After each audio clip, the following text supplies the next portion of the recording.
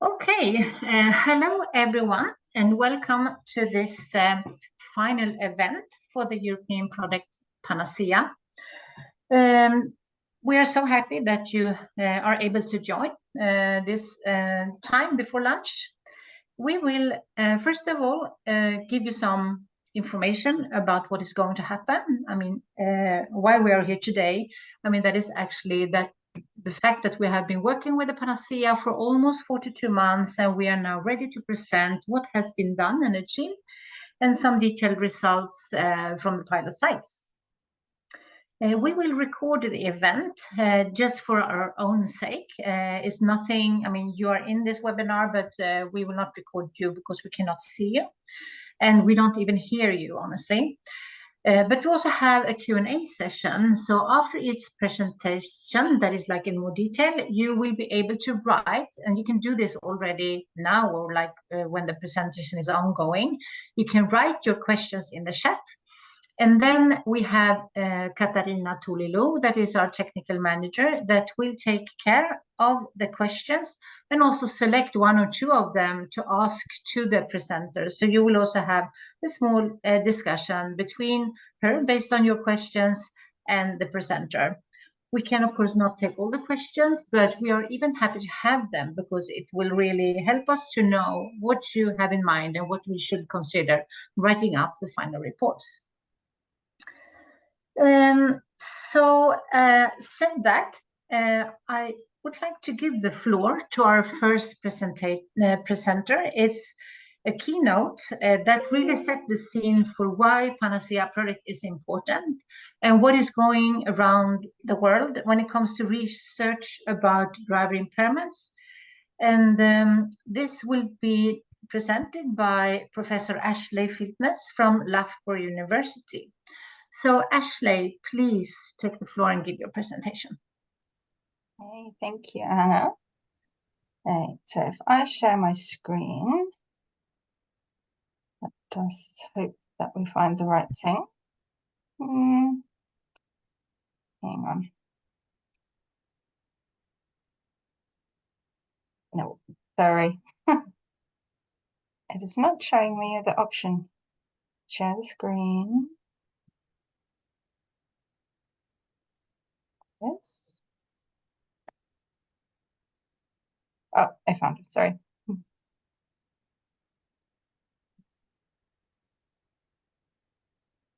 Okay. So hopefully you can see the screen. Right. Somebody let me know if you cannot, but hopefully you can see it. Screen, Ashley, that's fine. Brilliant, yeah. Thank you.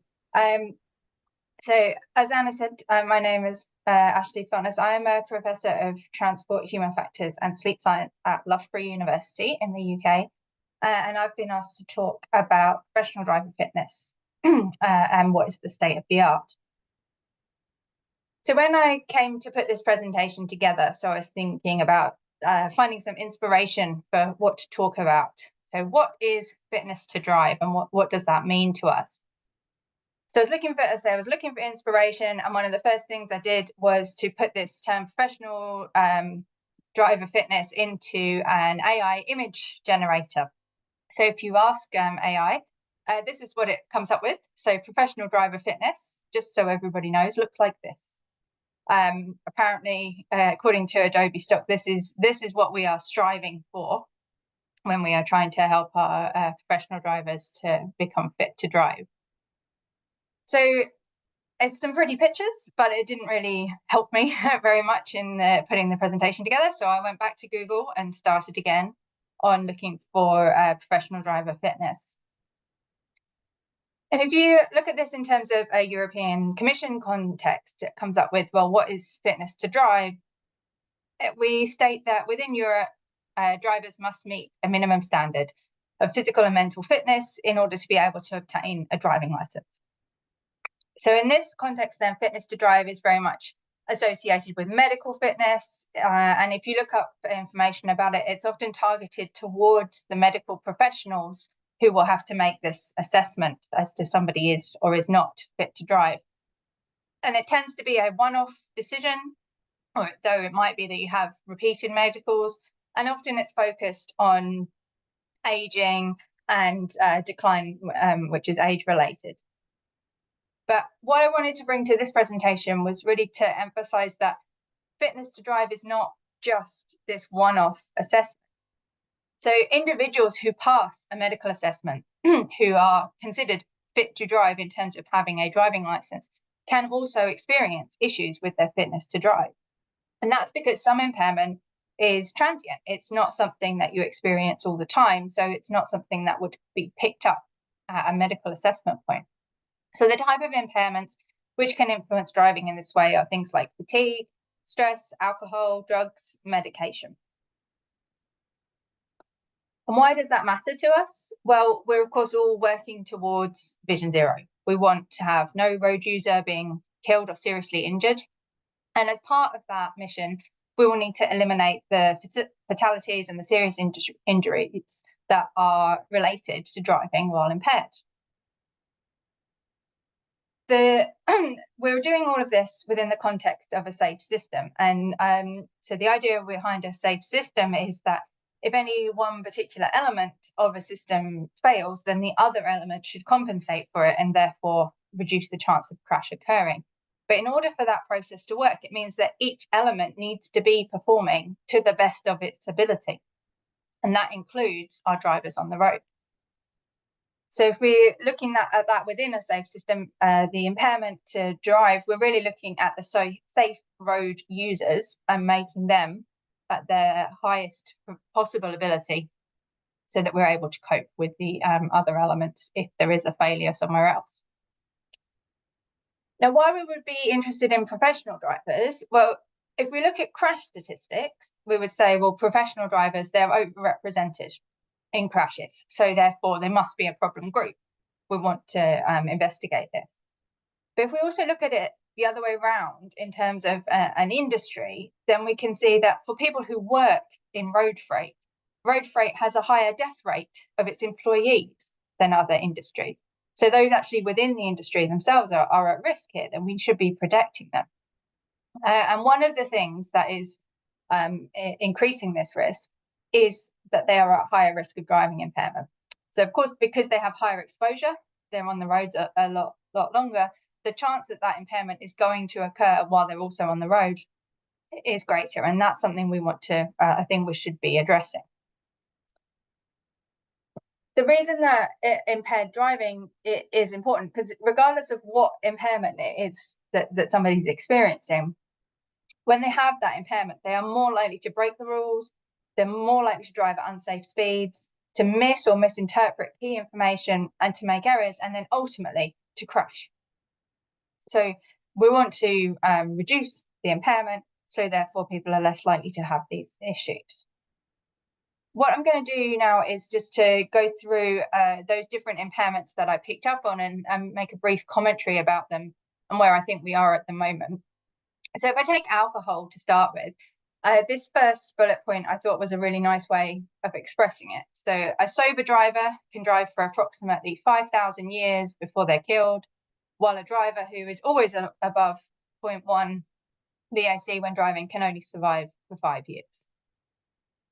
So this is really showing us that alcohol is a problem. I think we pretty universally accept that we shouldn't be having alcohol when driving. And in recent years, we've seen an increase in in-vehicle monitoring, particularly for aftermarket devices.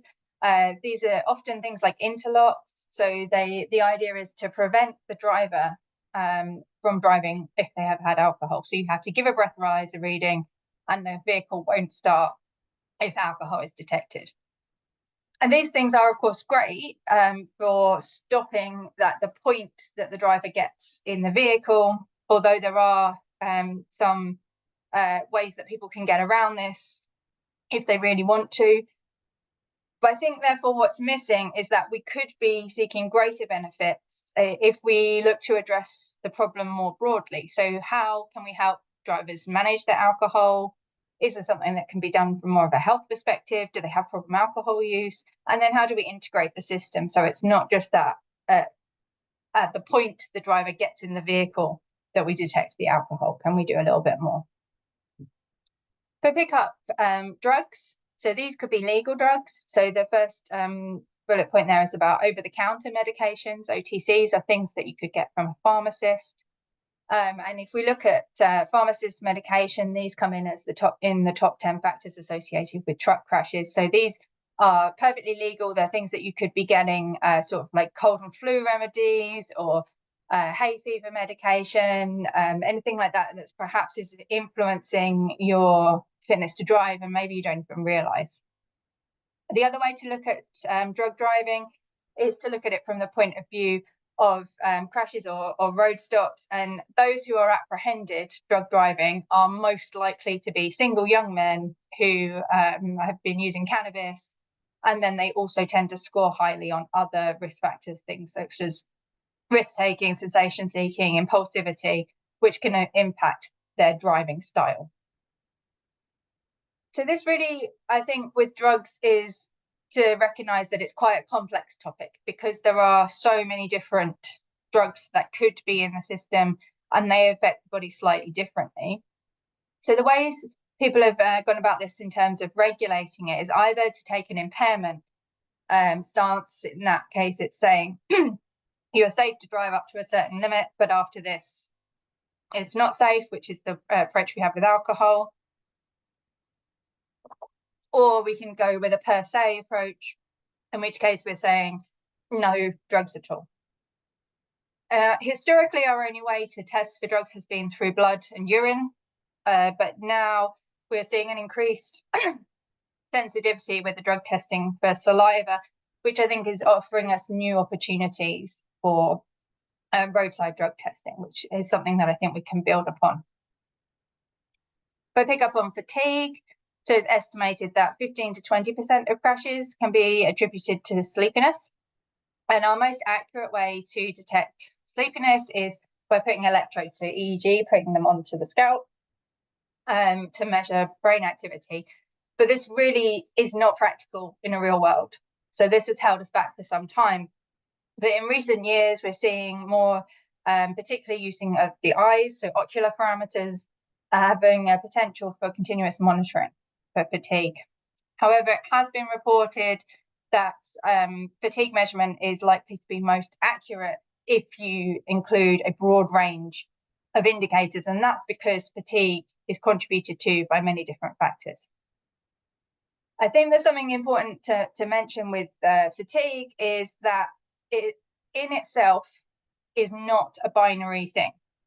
So if you get tired, you get progressively more tired. It's a gradual experience. But in order to detect it as an impairment, what we're having to do is to put a binary limit on it. So either you have fatigue or you don't have fatigue. This is a bit of an artificial analogy, really, to put that yes or no onto it. And it's often done within a fatigue detection technology. It'll be part of the IP of the company. And I think there's more to be done in the research around how do we do that quite accurately, and then how do we share that information between us. In terms of stress, so we know that stress is something that influences driver safety, regardless of where that stress comes from. If it's the stress of driving itself or background stress, it does have an impact on driving errors, lapses, violations. So we know it's a road safety concern, but it is something that can be quite difficult to measure. So we look at measuring it physiologically. We do see that people measure stress, but it tends to be intrusive in the fact that somebody has to engage with some sensors. So it can't be done at a distance from the driver. And there's also a question as to what variables we should use, what indicator could we use, because we see that heart rate variability, so HRV, heart rate variability, is used as an indicator of stress. But if you're studying fatigue, you would also could use heart rate variability as an indicator of fatigue. So if we have the same physiological indicator being used to detect multiple states, it just makes a bit confusing. Like, how do we know that one is right and the other one is wrong? I just think there's more that we can do in that space to expand out our understanding a bit more. And then the other thing is about individual differences. So something that's stressful for me might not be stressful for you. And then how my body takes on that stress might be different than how your body takes on that stress. So I think there's more work to be done in terms of individual difference. When we think about who is responsible for fitness to drive, well, I do truly believe that individuals have the responsibility to turn up fit to work if they're professional drivers, but there is also a shared responsibility. So sometimes it might be that a driver doesn't understand the risks. So, for example, with residual effects of alcohol, so like that hangover effect, they might just not realise that having drunk alcohol the previous day is going to have an impact on them the next day in terms of their fitness to drive. And then other things could be more to do with the employer. So if you finish your shift and then you don't have sufficient time before you're due back at work the next day to get enough sleep for you to feel alert, then you will become fatigued. So if we take this in a conceptual view, if we look at in the middle here, poor worker health, so this is where the impairment occurs. So the impairment is influenced by the individual worker, so the decisions that somebody makes. But then as the next ring out, it's also influenced by the job design. So that's where the shift work will come in. So have you got enough time from finishing one shift to starting the next to get adequate sleep? But then you've also got the next level, which is organizational, which includes things like workplace culture. So if that's, everybody's tired around here, it's just part of the job, then it becomes normalized and perhaps it isn't tackled effectively to manage that fatigue. And then beyond that, the outer ring is the transport industry. So that's where we might see regulatory requirements.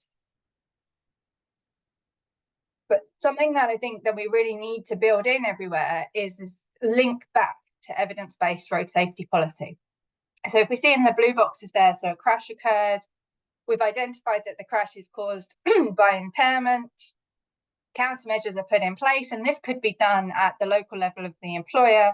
So they're introducing countermeasures to try and improve their worker health. But we need to close that circle and close the link and get this back in to evidence-based policy, so the purple box, so that everybody can benefit from our learnings of how to manage this. So if I take you through an example perhaps of where we are at the moment and a little bit more about what I think we could do in the future. So taking the example of fatigue. So we already have rules around hours to drive in European, the EC has set out 45-minute break every 4 hours. It's all a bit more complicated than this, but at the basic level, just to say we do have rules. However, these rules only apply to people who are driving particular vehicles. But there is nothing about the vehicle that I believe would influence somebody's fatigue, because fatigue is like sleepiness is a biological experience. So not everybody's included. This kind of regulation limit also isn't dynamic. So it doesn't take into account that somebody could be compliant with the rules and still experience fatigue.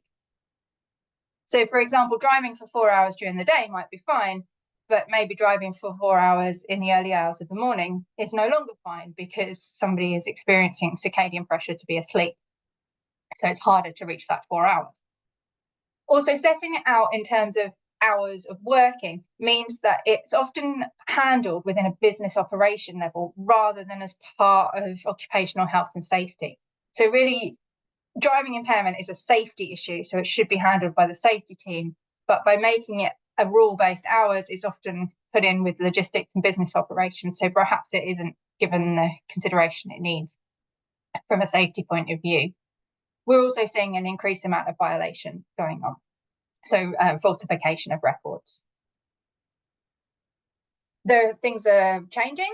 We are moving now towards increased amount of technology. So we now have requirements for the driver drowsiness and alertness warnings in the vehicles, and we've seen Euro NCAP produce their testing requirements for how these systems should work.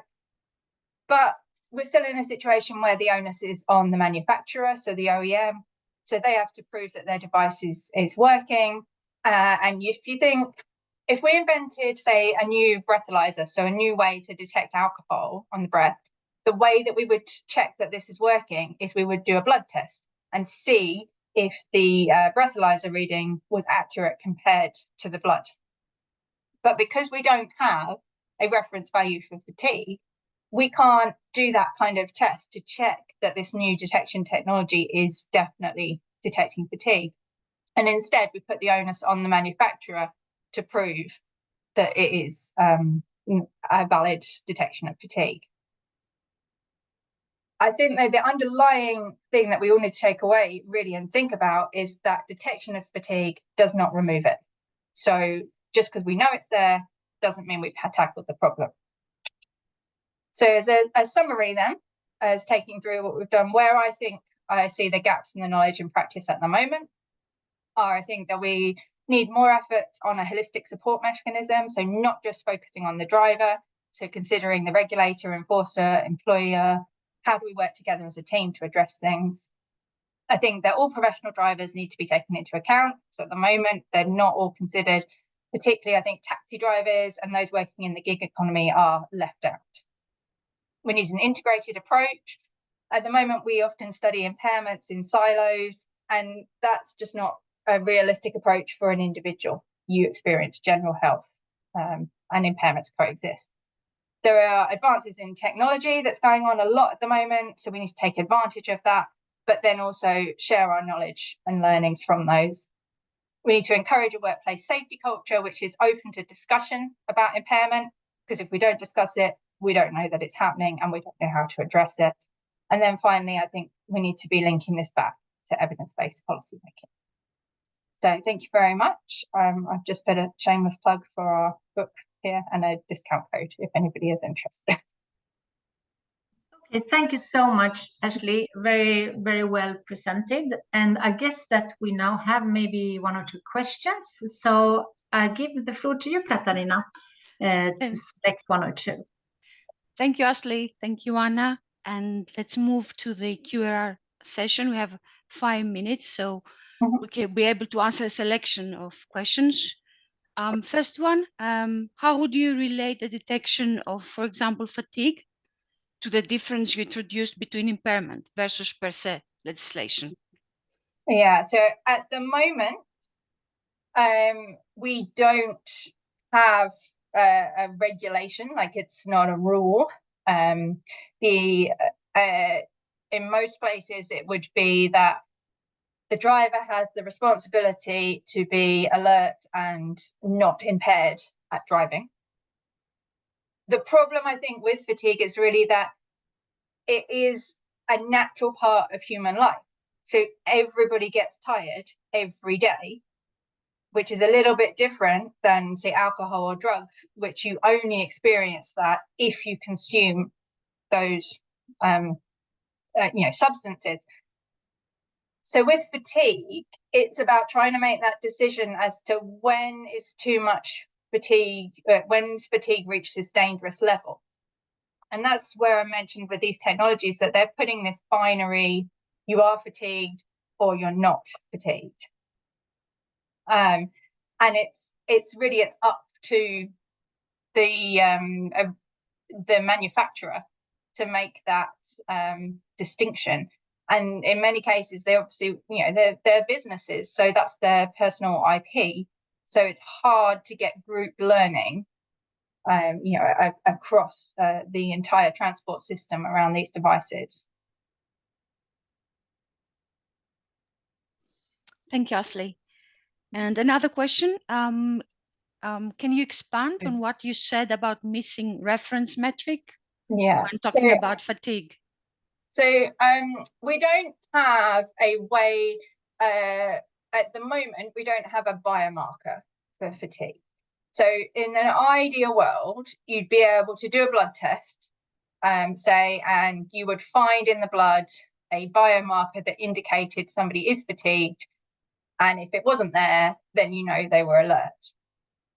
So that's what we do with alcohol. So if we're testing that somebody has alcohol, we'll take blood, we can look for the alcohol within that blood sample. And when we're using a breathalyzer to detect alcohol, then we're you're obviously blowing into the device, and then the device is going to make an estimation about the amount of alcohol that is detected. And then you can compare that to a person's blood test in a laboratory when you are developing the breathalyzer, so that you know that the breathalyzer is accurate. But because we don't have that when we're making a fatigue detection technology, what we do is we create our own, or the company will create a KPI, so key performance indicator. So they will say that this device is accurate if it detects fatigue at a certain level. So I can see the next question is about what's your opinion about using KSS in the DDAW regulation. So in the European Commission has stated that fatigue detection devices must be able to identify if somebody is in a KSS. I believe the European Commission regulation says 8, but the Euro NCAP testing says 7. So but I might be wrong, that's off my memory. So a KSS is a subjective scale, so it's Karolinska Sleepiness Scale. So if I said to you, how sleepy do you feel right now? From 1, extremely alert, to 9, fighting sleep, I can't stay awake, what number are you? And the regulation is saying that the fatigue detection, the DDAW, should pick up if somebody is saying KSS 8. But that's, and we would say within the scientific literature, if somebody is in a KSS of 8, they are definitely dangerous. They are in an impaired fatigue state and shouldn't be driving. But it's difficult for so a device has got to take a physiological measurement and then link it to that person's subjective experience. And because people experience things, fatigue's quite a personal experience, it's very hard to get that link accurate for every person who's using that device. And it's putting that binary, you are dangerous, you're not dangerous, which I think we just don't have enough information yet to make a clear decision.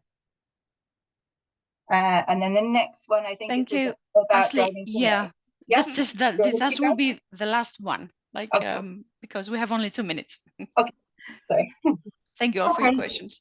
Yeah, thank you so much, Katarina and Ashley, for the questions and answers. I think it's very valuable, and this really sets the starting point for the Panacea project, so to say. So now we will move on, and first of all, I would like to say welcome to some of the new participants to the meeting. My name is Anna Arnold, and I'm the coordinator of this project. And I will now present to you the brief overview of the Panacea system, or the project, so to say. And I will not go into details because the details will come with the presentations that comes after mine, but I will give you this overview, and then after that we will show you 2 videos. The first one will show how the system works in general, and the second one will show more how it works from like a driver perspective. So I will start with this generic one about the product itself. So the Panacea project is really building on this. It's like a holistic approach where we not only focus on detection of different driver states while driving, it's also considering what is happening before, like pre-situation, a bit about when you're driving, but also adding on other things that could be used to assess driving ability. It will assess both physical, cognitive, and psychological fitness to drive. And the focus is really on the commercial drivers. That is the same as professional drivers in this case. The detections that we do per state, so to say, is integrated into one decision about fitness to drive or not. And based on this, we have developed a cloud-based countermeasure and coaching solution And that is possible to be used by both the drivers and the operators, but also by the enforcement. So in this project, we also have Road Pole, for example, with us.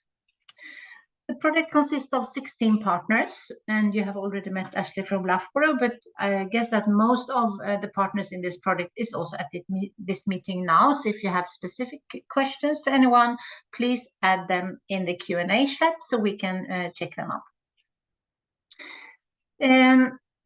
This project, just some basic facts, is a Horizon 2020 project. It's a real research and innovation, and it has been up and running for 42 months. It will close in end of October, so we are now in month 41, more or less.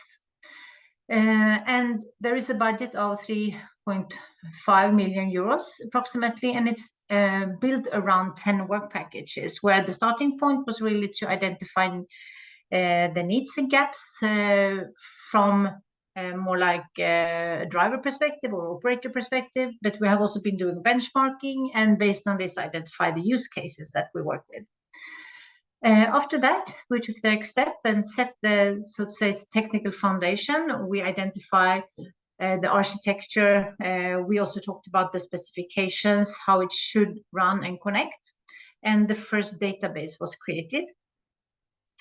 Then we also need to work a lot with the algorithms. So there was a specific work package to really define the algorithms for the data collection that was needed, and also the methodology to identify the fitness to drive assessment. And this will be presented later on by Selby from Chalmers. We also developed the solutions to be integrated in what we call the commercial health toolkit. That is some sort of selection of sensors and countermeasures that is addressing each of the use cases, more or less. The countermeasure system was created, and then everything was integrated in the different use cases. This will be talked about by Peter from VIF soon. We did run the pilots, and we received data that has been analyzed, and Anna Dahlman from VTI will present those later on. Based on the results and also with simulations, we have started, we're not really final, but we have a first draft of the impact assessments. This will be presented by David from Unimore. And then we have, of course, as always, in such projects, the dissemination, exploitation, and standards session.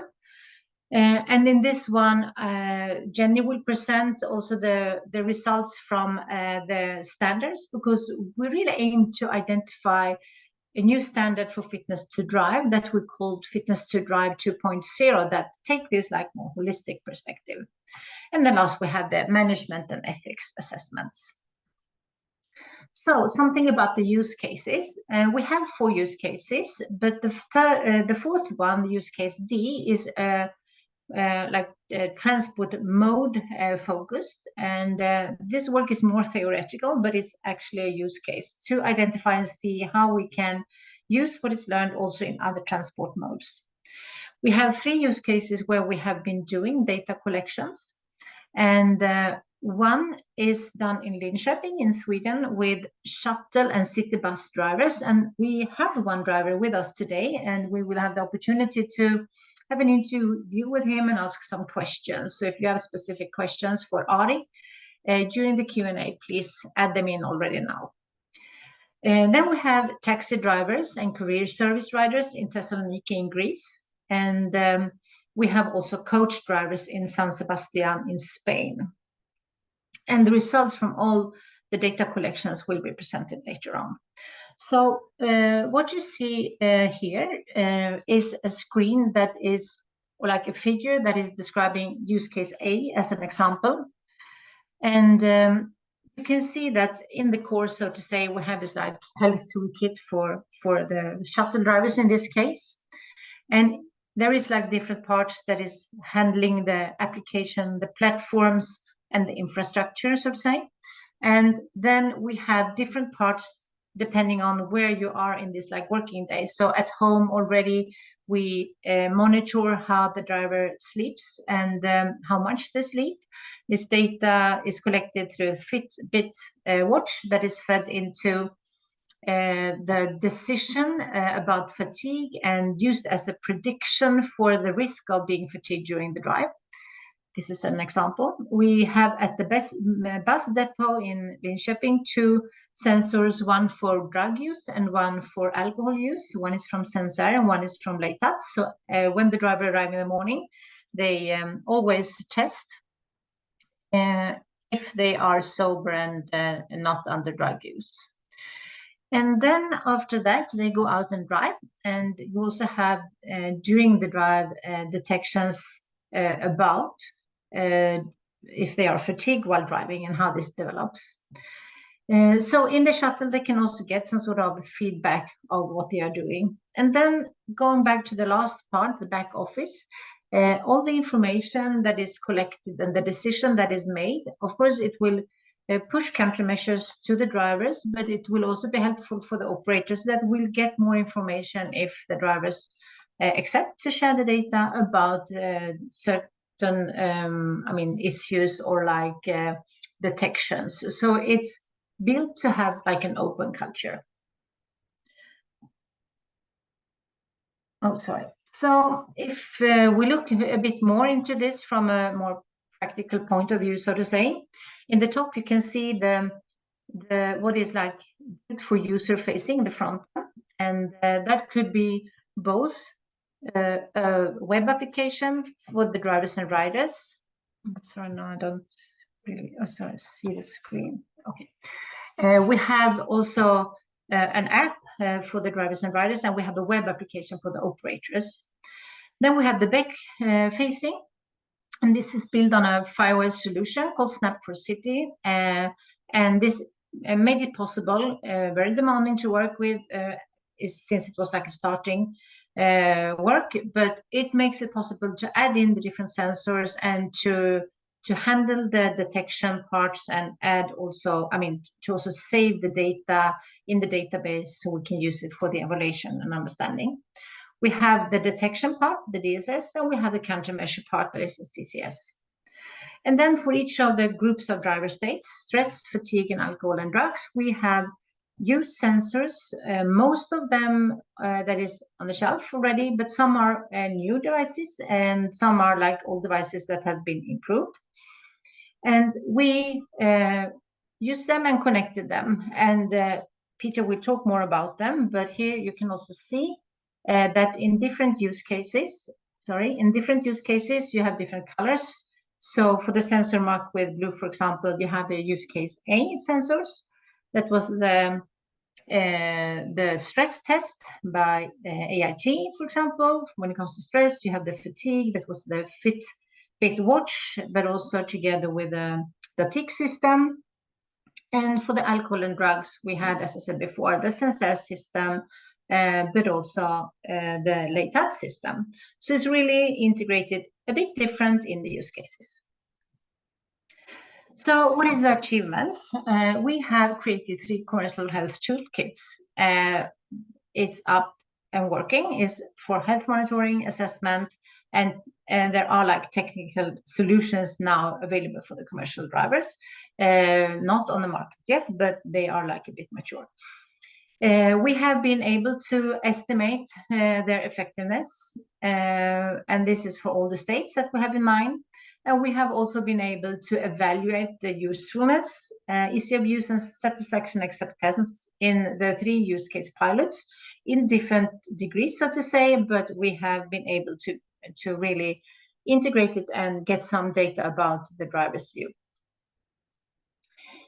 The cloud-based coaching system that is very innovative, I would like to say, and the support apps and solutions for both drivers and operators have been developed and also evaluated. We have piloted all these things, the Panacea solutions, in Sweden, Greece, and Spain. And based on the lessons learned, we have also been able to do this like updates. So we hopefully have some sort of new definition of fitness to drive 2.0 for the future as an outcome of the product.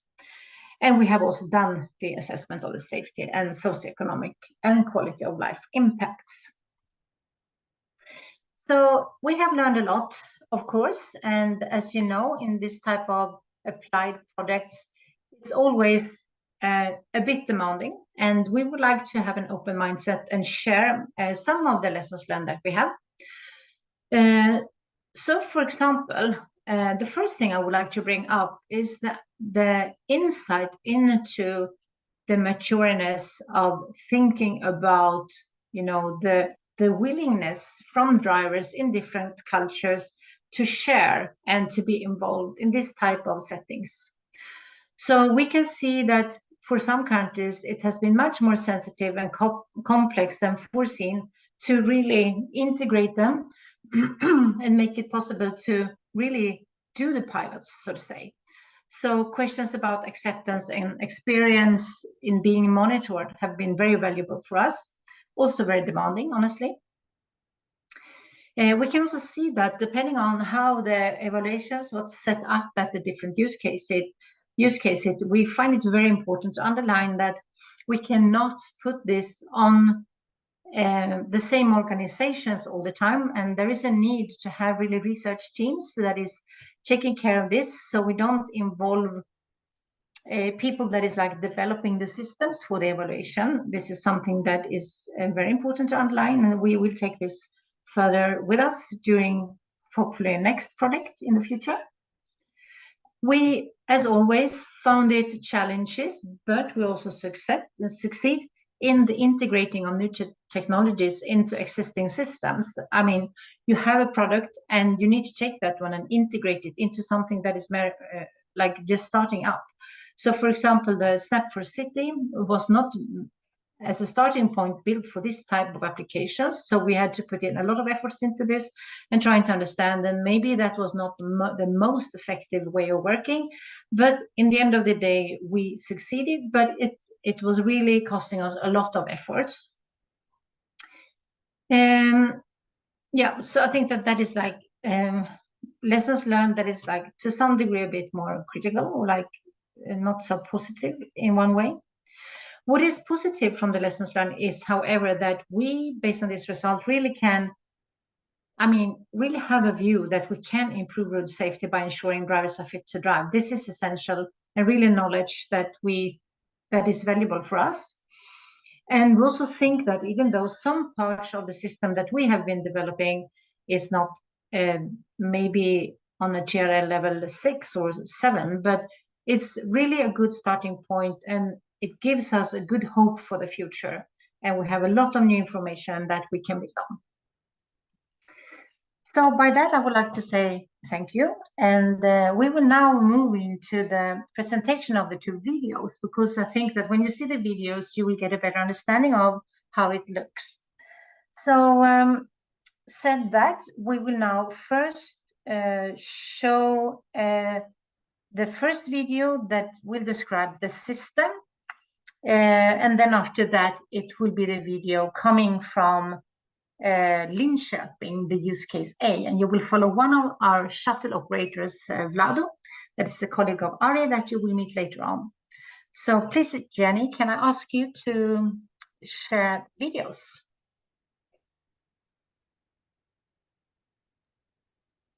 I first need to ask you to stop sharing your screen. Yes, I will.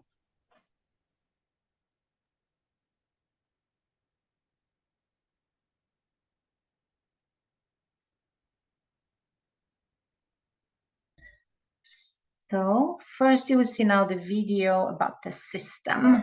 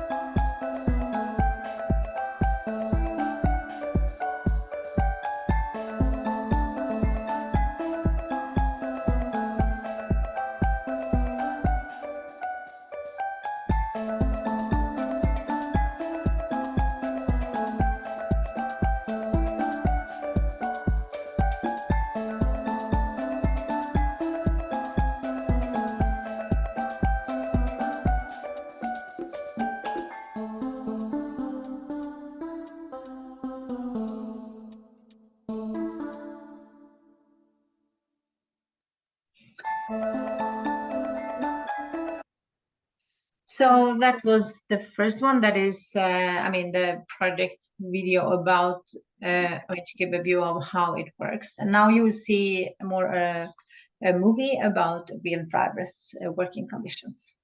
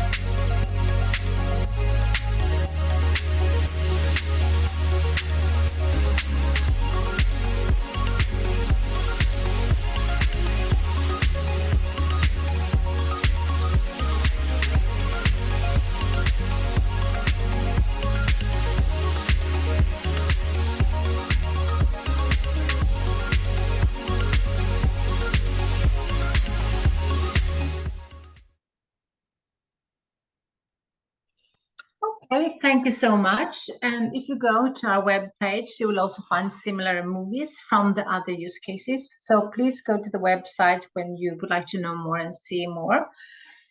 So said that, I think it's time for a coffee break. Thank you for being with us. And we have now a coffee break for 20 minutes. It will be. We are some minutes before, but I think it's good checking the lessons learned from the COVID time to have a break for 20 minutes. And we will start again 10 past 10. And then you will hear the presentations from Peter from VIF, Selby from Chalmers, and Rachel from Loughborough. And they will present the Panacea system from a more technical perspective.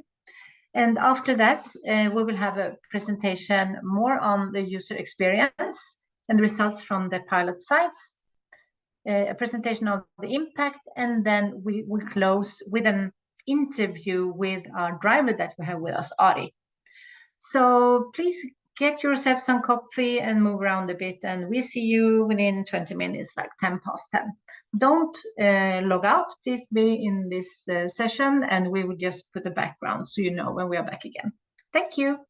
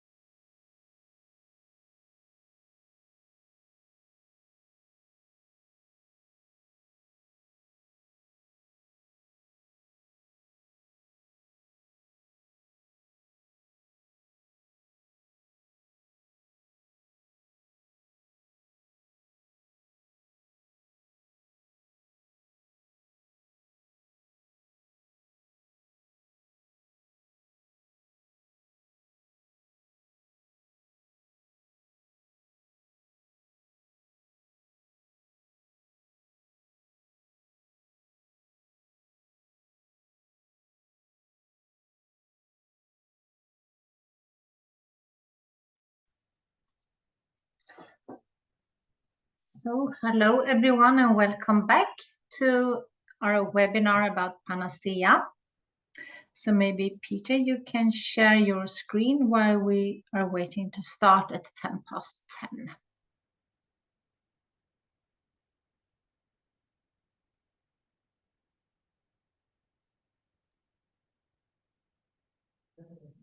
So I did. I hope you can see the slides. Yes, but not in full mode, not in presenting mode. Yeah, now it's fine. Perfect. So welcome back everyone. I hope you had a nice coffee. We will now move on with the presentations, and next in line is the presentation about Panacea system, a technical perspective, and Peter and Selby and Rachel will take care of this, and you have split the time between yourselves. So please, the floor is yours. Thank you very much. So my name is Peter Mörtel. I'm with the Virtual Vehicle Research Center in Austria, and I'm the lead of our Human Systems Integration Group. And most of my day outside of Panacea, I'm more on the research side. And here I'm presenting the technical side, integrating research requirements together into a working system. So this is a quite interesting role that I was able to play in this project, which was important, gave me important insights as well. And I will present you some of that. I will start this presentation talking about the sensor integration. So the first half of this presentation will be this topic. So why did we select the approach for sensor integration that we did select? What was our process? And maybe also what were some of the main lessons learned? And then the second part of the presentation, my colleague Selby from Chalmers will talk about the decision-making process, what went into putting all this sensor information together to get to a driver state assessment. So that will be the second part. So let me get started with the sensor integration. You already saw in the introductory slides from Anna that we had a whole bunch of sensors to put together, and this was the integration challenge, is to put them together. So we have here on the left-hand side, and I will show you here. So we have fatigue sensors on the left-hand side, an opt-alert sensor, and one that is based on a smartphone that combines information and uplinks it to the clouds and infers fatigue based on this watch. Collected by this watch. Then we have a stress sensor. We have used, this is a galvanic skin response sensor looking at the qualities and the characteristics of the skin to infer stress. We had a combined system, stress and cognitive load system that's really based on EEGs. This was a more research approach. Also, this more research system was the AIT system, fatigue, stress, and cognitive load sensor. That looked at the characteristics of blood flow in the finger to infer these characteristics. We had on our side, virtual vehicle, a cognitive distraction sensor, mounted camera in the vehicle to observe the driver, to detect cognitive distraction. We had a similar system on a driver state monitoring system by Datic, also based on a camera-based system. We have different types of alcohol sensors. One based backtrack sensor based on the one on the wrist, and two different types of alcohol sensors from Panacea. One that is mounted on the wall, another one that is portable. And finally, a drug sensor by LightAD that measured various influences of drugs on the body and kind of detect that. So you can see a whole bunch of sensors, lots of different sensor options. And what are really the challenges of this is, well, first of all, most of them were really developed for singular use. So they were for use in isolation, not necessarily to be integrated with other systems. And that's one. But then the other one is that some of these are commercially available solutions, and some of them are research systems. But those that are commercially available, you have a limited variability, like options to modify it, because it's a ready product. It's not so easy to just unplug it and just modify it and then put it together again. So this is things that it's important when integrating them, and so they are on the market. Some of them have proprietary cloud solutions, so you can't really get data directly from the device, but you have to go to their cloud to actually get the data into your cloud. So proprietary cloud solutions. So this, of course, imposes, if you have different sensors, you have different login and user identification requirements, and you also have different output data formats, interfaces, and protocols. So this sets us up for quite some integration work, and these challenges we had to address in Panacea. So at the beginning of the project already, in the proposal phase, we had thoughts about, how can we address this? And there are two fundamental solutions how you can integrate, where you can integrate these sensors. Either you can use a cloud-based solution where, you log in, you put all the data into a common cloud where it's processed, stored, fused, interpreted, distributed, and so on. So cloud-based solution, or more an edge computing solution where you do as much as possible on the sensors themselves or close to the sensors. So in this case, it would be the vehicle. Of course, there would be still a cloud somewhere, but you do much more on the vehicle, on the edge server, and on the devices themselves. These are the two fundamental options that we had available. We selected the cloud-based solution already on the proposal level. This gave us a lot of processing power and also really to be better able to cover the whole scope of our project, which was not just detecting the state of the driver, but also to administer countermeasures, which goes much beyond just the current moment of time where you put a warning or you put a display, which gets much larger, as we will see later on in Rachel's presentation.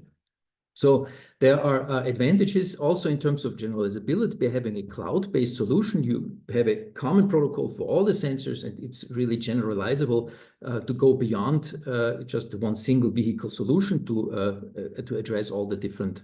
We had 3 pilots that we presented to you already, so it would be more generalizable as well. Of course, this has also disadvantages, extensive data exchanges, potential privacy issues by sending things up into the cloud. But the advantages were outweighed the disadvantages. So we went for a cloud-based solution, and this was also what the EU then rewarded us with this project. So good. So this was the first decision we made. The second one had to do, how do we bring this together? How do we bring the information together? And for this, we already in the proposal level proposed FiWare as an open source IoT platform, Internet of Things platform that is intended, that was developed to build smart solutions. So, as you know, IoT, Internet of Things, is a huge, for many years now, a huge area of development and application. And the question here is, how can you bring together various data sources to provide interpretable results? And this is really context, creating context. It's not enough to put just a lot of data together. You need to make them interpretable. And this is really the challenge of creating context to make data interpretable. So context is important, and this FiWare IoT platform is exactly intended for that. Of course, this is we selected that first because it was developed by the European Commission, so it was really an interest also by the European community to push that. The other IoT platforms are also available, but we used this one. And the main decision, what comes with it, and you see this here, is really you have various, the kind of architecture, the model that lies behind it is you have context sources, context producers that send information to a context broker that manages that information and then provides this to the context consumers. This would be a driver, this would be a dispatcher, an operational expert, or the researchers. And then there is a registry server that kind of gives the different information, what is available, what is not, what is available to the different devices. So this is all based on FiWare, based on European Commission research that we tied into, and this was also seen very favorable. It was an important asset in our proposal. So then on top of that, we needed tools then that allow us to implement these IoT solutions. And so for this, we selected the Snap for City platform, which was in fact developed for a different context. It was developed for cities to put together many sensors to make the happening in a city viewable, understandable, interpretable. So you have various tool sets, you have dashboards, you have maps, you have different tools also to put together the different sensors and link them and create them. It's an open source product, and it's you can have here see the information for that. So this was a decision that we selected at the time, at the beginning of the project. Then in terms of integrating all this together, I was responsible for the project work package 4. For this is where the integration happened for the various different solutions. This was prepared by work packages. We have a use case definition that then give rise to the detailed systems architecture, sensor integration, and then the driver assessment methodologies. You will hear about later by Selby, who will talk about that.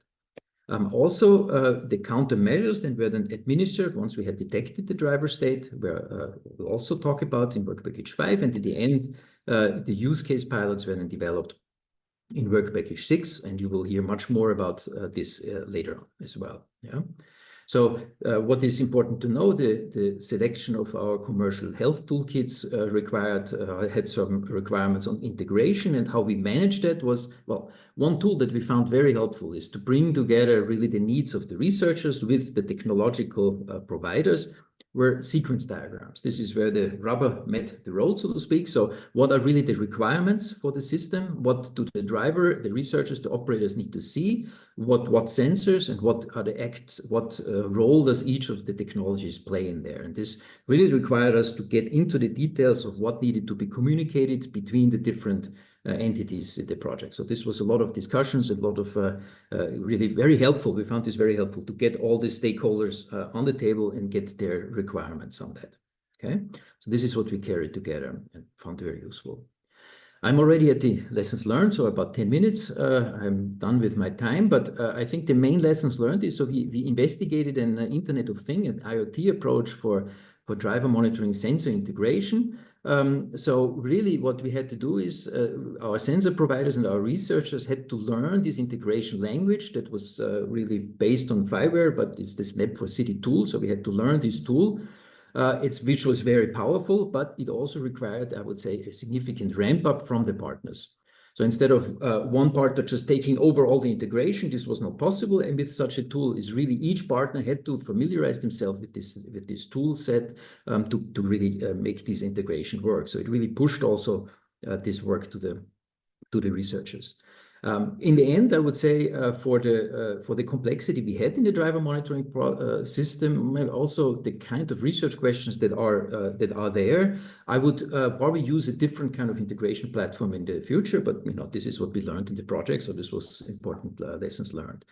What I think is maybe the most important from my view is, in the Panacea project, our IoT sensor integration had a very dominant role and was in often way really leading the research efforts that were possible to do in the project with it. And if I would select an approach, I would do it differently. I would make the driver monitoring research like as the subset, have the research questions really drive the sensor integration strategy on that. So this is what I would do, and this is what I learned from this project. So with this, I would like to end my presentation and give over the floor to Selby. Thank you, Peter. Yes.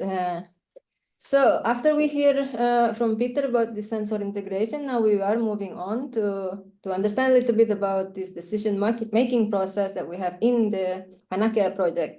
What do we mean by decision-making? In this case, is this about the fitness to drive assessment methodology. So we will go through this. Before we go through the process itself, I just want to remind again about the heterogeneity that we have in this project. First of all, you have heard about these different impairment types. We have 6 impairment types that we want to address in the project, that we try to address in the project the best we can, but you will see how we get on with this soon. And then because of this, we also have a number of sensors, as you can see on the left side there. And Peter, if you go to the next one. Yes, please. So with that, this different number of sensors and so on, they have different types of output. And then also they have different values as their outputs. So one of the first things that we wanted to do at that time is that how can we then make a harmonization out of this to be able to make these final decisions of fitness to drive. So what we did is that we look at for each of these impairment types, let's say for the alcohol and drugs, we categorize this into what we call the Panacea categories, into 2 categories in this case, because if we adopt for drugs, for example, we adopt this zero tolerance approach. That means that we only care about whether there is presence of drug or no presence of drugs. So that's what we do in this case. And the same with the alcohol. We take the normal approach that we know in most countries, about this threshold-based approach. You will see the threshold later on as well. So because of this, we have this harmonization between the two. And we did something similar in this case for the other impairment types: fatigue, stress, cognitive load, and cognitive distractions. We create these categories, as you can see all the categories there in the different rows. And these categories relates to the what we called Panacea scores, this 1 to 5. And that also determine the severity of this impairment. So we can move on to the next slide, please, Peter. Thank you. So here you can see the, in terms of like connecting those categories with the threshold, let's say, with also the assessment in this case, whether a person is fit or not fit to drive. And in this case, as you see, the red part is for the not fit to drive, is for example, when the alcohol level is, in this case, at the, with the BRAC, breath alcohol content greater than or equal to 0.1 milligram per liter. And we do the same for the other impairment as well. So we go to the next one, Peter. Yes, this is for the drugs. It is pretty obvious. And in this case, as you see in the video, also Anna has mentioned that for the drug sensor that we have from Leitat, in this project, we tested for benzodiazepines and methadone. Next, please, Peter. Thank you. Now, for the fatigue and the other impairment types, so we do something similar, but not exactly the same like before. As you see, we have these 5 scores, and that 5 scores also, we try to connect this with, for the fatigue in particular, with KSS in this Karolinska Sleepiness scales. You see in the table there how we try to map this. And then at the level of 5, that's where we, which is correlate to KSS level 9, that's where we decide for a decision from a sensor for not fit to drive. And the same for 4 in this case, which relates to KSS 8 for not fit to drive, not recommended to drive, sorry, from the fatigue sensors. And we have several sensors that are categorized as this fatigue sensor, as you have seen from Peter's presentation. And the same way with the stress, we do something similar, but for the stress, we only have to the decision not recommended to drive at the level 5 there, Panacea score 5. Next slide, please. Yes. And we do something similar for this cognitive load and distraction. For the distraction, it's even more because we, as driver, we tend to get distracted very often. So that's a bit different there. That at the level of 3, when we get signs of the driver distraction and so on, we have the suspicions, and maybe giving the next step is that to give warning at level 4, and then if it's at level 5, it's severe distractions, and we make decision of this not recommended to drive. So let's connect to the next slide, please, Peter. So having all that information, we then try to put this into, we prepare the data storage in this case that allows us to have this information. This is for, as you see on the first column here, we have this impairment per sensor. That's basically what I've just described. Yeah. So we have that, we gather this information, and then that information is then used to make impairment per type.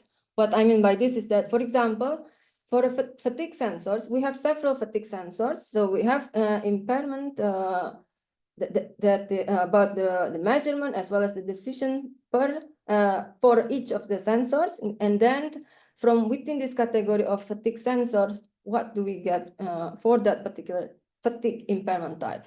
And that's exactly what is impairment per type.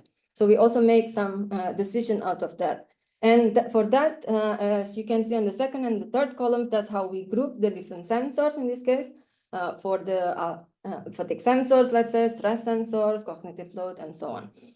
And then from here, we then put together to make a sort of a strategy that becomes an algorithm later on about how we decide the final fitness to drive assessment system.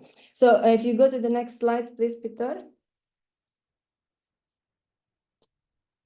Yes, so here, this is now an overall view of what we have. So we do as you see on the left side, is all the impairment types that we have.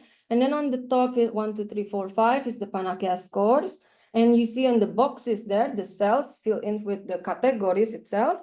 And the color determines about this, whether green is fit to drive, red is not fit to drive, and all this orange about not recommended to drive, and so on. So with this overview, we use this information to make a decision per impairment type. So if you go to the next one, Peter, yes, here. So having a decision per impairment type, we then use this information to make a final decision for the overall system in this case. So the default is always this fit to drive, unless we know something, the decision would be fit to drive. But as you see, if there is drug presence, the decision would be this not fit to drive. And then if the drug is okay, but then there is alcohol present greater than a certain threshold that we have decided, it's not fit to drive. And then the same thing continues with the next row and so on. So for fatigue, in this case, it goes to only if it's level 5 that it gets to this not fit to drive. If it's only level 4, it's not recommended to drive. And if everything else is okay, in this case, we check the stress level. In this case, if stress is 5, then we do this not recommended to drive, and so on. I think from here you get some idea about how this strategy that we make might work in the end. So this looks a bit like Steffi, I think we need to move on then to the countermeasures. So thank you so much for this overview of how it works. Yes. So yeah, so maybe Rachel, can you share your screen? Thank you so much. Thank you. Yes, thank you. Let's see, Rachel, will you share your screen? Yes, I'm currently. Yes. You have it? Yes, now it's fine. Thank you. Brilliant. Okay, so I am going to talk to you very briefly about the countermeasures and a little bit about how we chose them. So, first of all, the first thing we thought about countermeasures were what kind of countermeasures we were developing. And there's two aspects to that. One is the type of countermeasures, and that relates to time frame that they are deployed. So we had 3 different kinds. So we had the operational, tactic, and strategic. Operational are those delivered during the drive, so a fatigue detected alert during driving. Tactical is just after the shift with some information. And then long-term can be after the shift, but could be over a period of time. So it could be a conversation with a manager the next week or something like that. We also focus on the different actors in the system. So we've got the driver, who have primary responsibility, but also their behaviour is dictated in some respect to the operator. So there's also countermeasures for the operator. And they are both part of the wider regulatory system. So we also looked at the enforcer. So to choose the countermeasures, we went through a step-by-step process. We first looked at behaviour change theories. We then looked at what were the specific need for the professional drivers within our use cases. So a set of focus groups and interviews were undertaken. And then we went to the literature and said, how have these impairments been measured and what countermeasures have been effective? We then, after we'd collected all this information, we did a feasibility analysis just to see which countermeasures should be developed for use within Panacea. This involved looking at how important it was to the use case, and different use cases has slightly different countermeasures. The actual technology that was available, and that included the actual detectors of the impairments, but also the system in order to deliver the countermeasures, how that would fit in. In the end, we came up with with 10 countermeasures, 3 for the driver, 3 for the operator, and 4 which cover enforcement. So for the driver countermeasures, we had the fatigue report, which is a analysis of when they were fatigued or not during their shift. We had the fatigue questionnaire, which was demonstrated in the video earlier, and this is has 2 things: one, to give the driver, help them raise their awareness and communicate with the operator. And then stress management was also demonstrated earlier, and that if stress was indicated, they were given a tool to help them relax. The operator countermeasures were along 2 different elements. So one, it's the operator that has the responsibility to take the driver off shift. So these countermeasures were ensuring that the operator had that information, saw the alert, so a high fatigue, or any alcohol or drugs detected. And then the operator can make the decision of how that is managed. But also we gave the operator tools to have those conversations and I suppose a coaching training sessions with the driver about how to manage, especially with things like medicines that are legally prescribed, but when does that affect the driving and when does it not? Finally, the enforcement countermeasures are slightly different. They weren't tested in the use cases. These were related to some real world trials of the devices we did. So they were centered around those actual trials, but also the training, so the manuals and things that were produced for the police officers who were to use the alcohol and the drugs device. And this also covers strategic and policy and regulation recommendations that were covered later on today. One final point I want to make is that the approach to countermeasures were multiple. So with fatigue, we have multiple countermeasures so that they can work together to support the driver when they're driving, but also into learning after the shift so that they can change behaviour and also provide information to the operator so they can observe things like shifts and see whether they need to change their practices too. So it's the aim of the countermeasures was to fit in with this holistic system. Thank you very much. Thank you so much, Thank Rachel. you. Thank you, So, Rachel. Thank you, Peter. And thank you, Selby. We move on now. We're almost 1 minute late. So we have some questions. I think it's for Peter and Selby mostly. What is the differentiation between cognitive load and cognitive distraction and how they are handled in the project?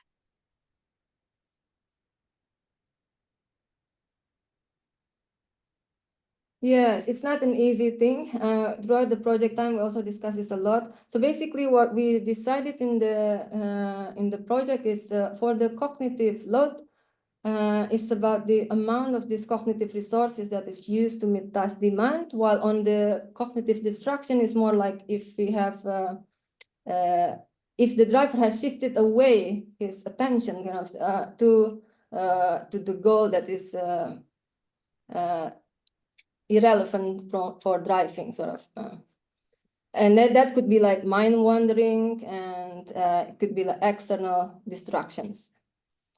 And to be honest, it's not easy. Even in the project time, we discuss this a lot. And but since we do see some differences after some discussions, so we put these two separately: cognitive load and cognitive distraction. Maybe Peter wants to add something on this. No, I think you said it exactly. So it's difficult to really differentiate between the two when measuring it, but conceptually, I think, yeah, exactly. And another one, how the system did handle the different data sources? How the system handle different data sources? Yeah, so all the data comes individually first, and then basically what from each individual sensor, we then make a decisions, like I mentioned earlier. And then from each of these decisions and the output from the different sensor, we make this decision per impairment type. We group them per impairment type. And from there, we make more decision at final decisions. And to make that, we take into account, let's say, how often the decision comes or measurement comes, first of all, from each sensor, and then whether they last long or not from each decision, from each assessment that is made by each sensor, and also the gap between assessment and things like that. We take those into account to get us into kind of know how we treated the assessment from each impairment type as well. So and the last one. No, I'm sorry. We have to stop. We have 1 more minute. No, we don't. We need to shift so we can move on. So thank you so much to Rachel, Peter, and Selby. And I also know, Selby, that you had one more slide. And we will put all the presentations on our web page afterwards. You can go there and have a look, also on lessons learned, just so you don't miss it. So thank you for that. So then I think it's time to move on. And now we will learn more about the results. And we have Anna Dahlman from BTI that will do this presentation. So Anna, please feel free to share your screen.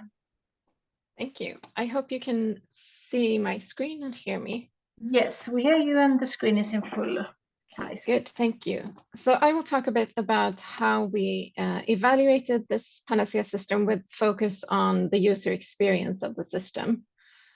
And as you've already heard, we've had 3 main use cases in the project where we did piloting. So use case A in Sweden, where we did a real-life evaluation with autonomous shuttle safety operators. In use case B in Greece, we did simulator studies and semi-real-life evaluation with taxi drivers and delivery riders. And in use case C in Spain, we also had a real-life evaluation with mid-distance and long-distance bus drivers.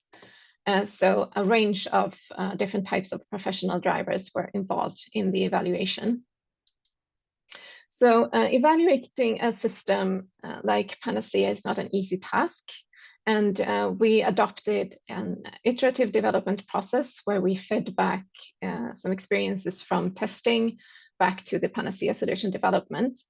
And if we look at the orange boxes in the middle, this is where the piloting activities took place. So we had simulator and roadside pilots in the beginning of the project, evaluating individual sensors. And then we had evaluation of the final Panacea solution and countermeasures towards the end of the project. So that was the final evaluation.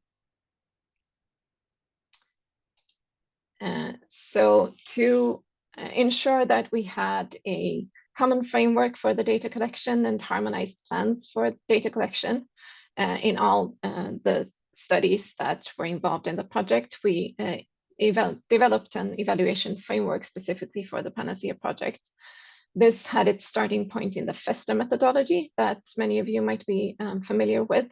And we divided the framework into 3 phases: the planning, implementation, and analysis and reporting phases.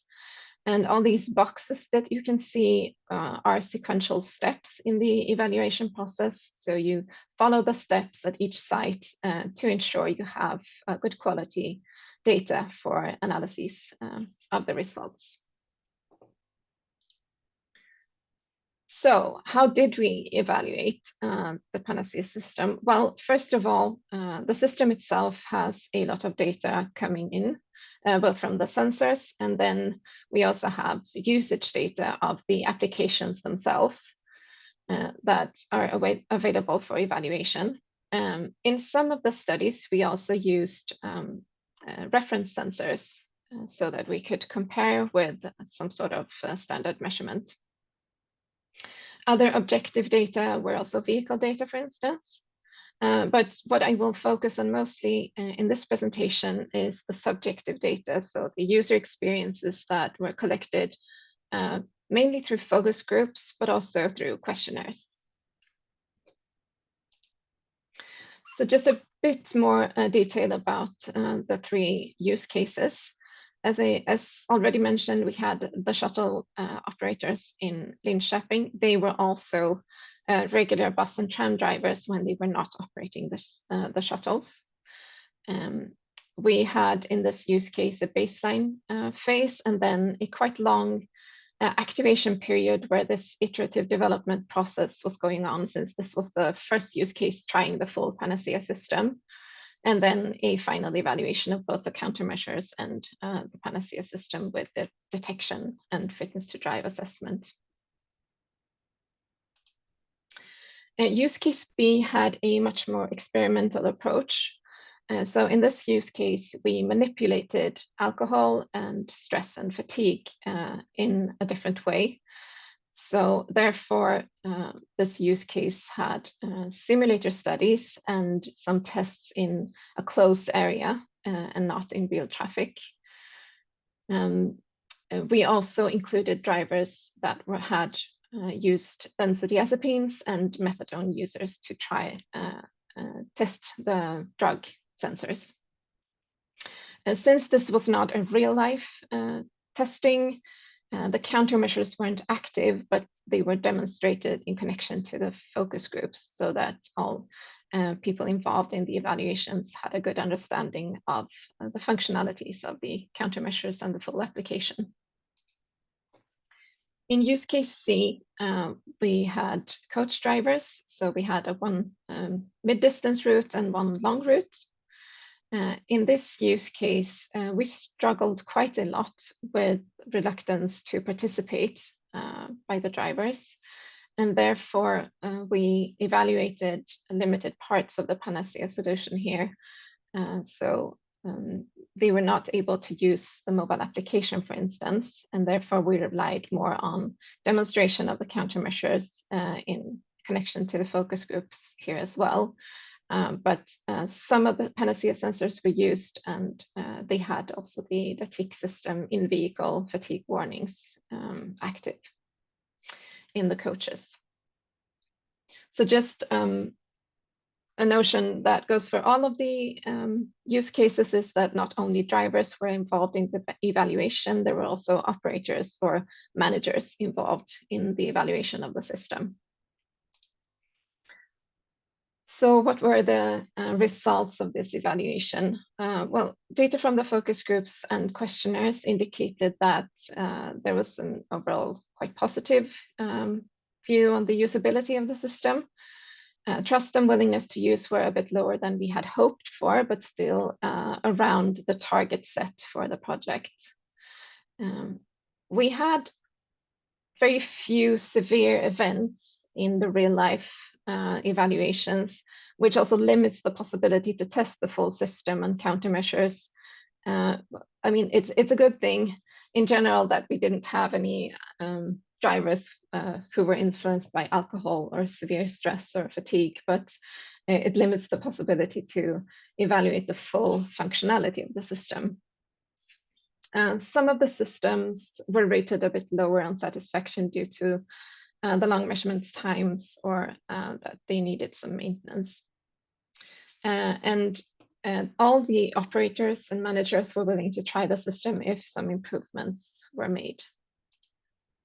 Looking a bit more into details, when it comes to technology acceptance, we use the scale by van der Laan, and these results are from use case A and B. The scale goes from -2 to +2, and positive values indicate a positive experience. So you can see here that the ratings from use case A were a bit more positive than the overall rating from use case B, but they were still on the positive side. Looking also at usability, we used the system usability scale and set a target for the project of 70. So we can see that the overall ratings for use case A and B were slightly above the target, whereas if you look at riders and drivers separately in use case B, we had a bit of different results there, possibly due to larger or shorter experience of the system in some of the drivers.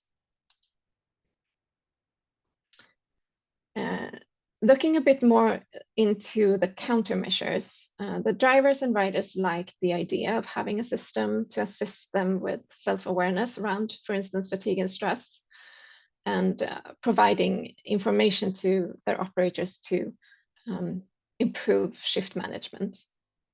The operators also welcomed having overview of their drivers and expressed a want to have the management tools to assist with this. So some suggested improvements were more personalization, since we are all different. And as previously mentioned, also quicker use of some of the sensors integrated into the system. The operators also wanted the Panacea system to integrate into systems that they currently use, so other types of operator tools that they use. If we just look at the general experience of the Panacea system from use case A and B, this was just an overall rating from 1 completely disagree to 5 completely agree. So here we can say that above 3 would be a positive experience. So mean ratings for I would like to have this system at my workplace. If I had access to Panacea in the future, I would be willing to use it. Also above 3 in mean ratings. I think the Panacea system would improve working conditions, was the third one. And the fourth is, I think a system like Panacea could be useful for other transport modes. So overall, ratings on the positive side, but definitely room for improvement.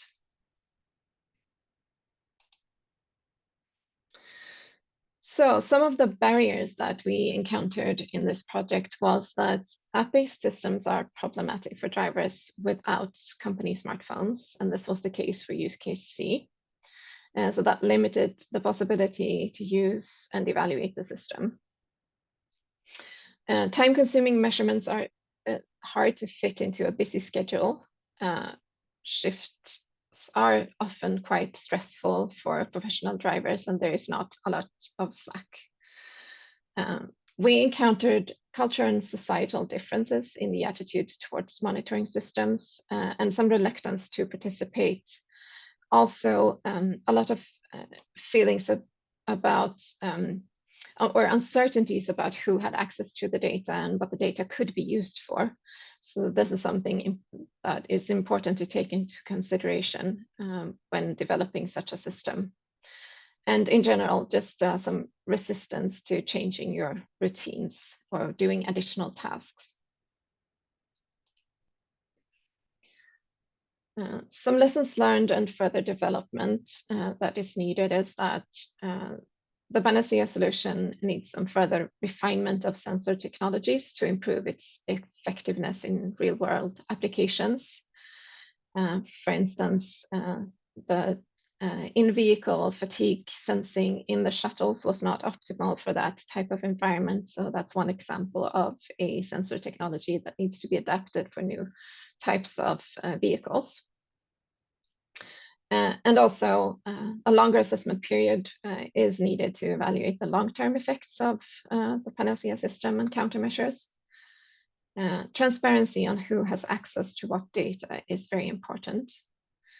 And we also noticed that it's important to create engagement among the users to ensure that they are on board and willing to use the system, and also have an understanding of the benefits for them by using such a system.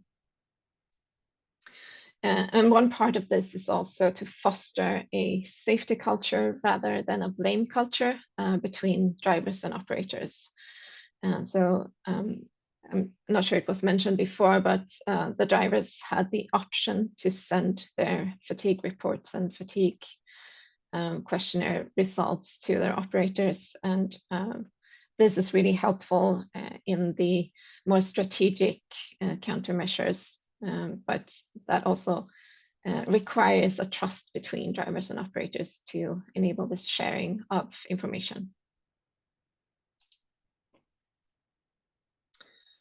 So the overall conclusions focusing on user experience of the Panacea system is that despite some technical hurdles that we had at each of the sites, participants showed a positive attitude towards the system and believe that it can enhance future road safety. And the Panacea system's holistic approach have a potential to enhance safety and health in the transportation industry. And the type of countermeasures that target both drivers and fleet operators are the most effective ones. And also, I think something that is quite unique for the Panacea system compared to many other countermeasures or fitness to drive solutions out there. Thank you. Thank you, Anna. Very interesting. So then I think, Katarina, you have the time to select maybe 2 or 3 questions for Anna. Thank you, both Annas. One question. I have the first one. Any insights from the studies on how OEMs could improve the trust and willingness to use of these or similar systems? That's a good question. I think what we saw here is that,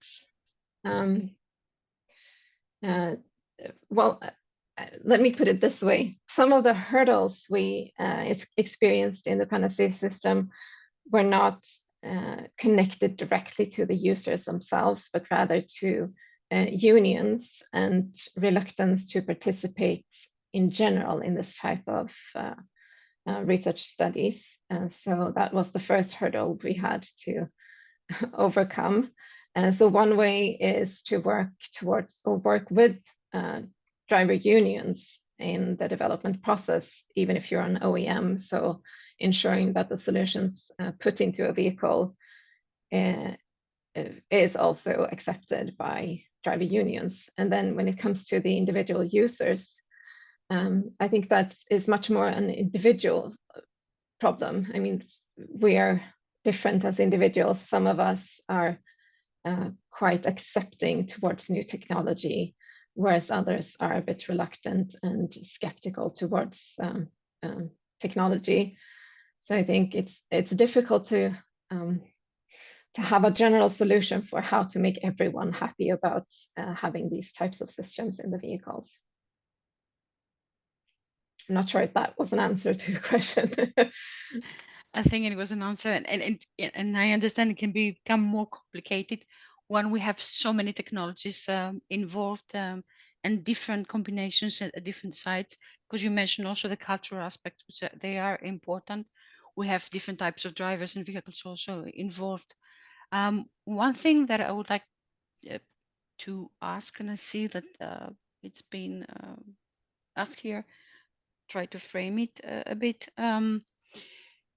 What will be, as an evaluation manager, what will be your, let's say, if you have to use 3 words to describe the experience of the drivers, and another 3 words for the experience of the operators, what that would be? Did I get all the difficult questions? I would say that there is at least among the drivers and operators, there was some sort of an enthusiasm towards this type of system, some uncertainties about data sharing, and then the third would be some skepticism towards the functionality of some of the sensors. So I'm not sure that was 3 words, but 3 different aspects at least. So I think generally very positive attitudes towards a system in general, but then some uncertainties towards different parts of the system. Thank you. And the last one, the privacy concerns for the drivers and the operators, were they open about it? Were they verbal about sharing them? You mean verbal about their concerns, or? Yes, about the concerns, about the privacy concern. Yes, I think so.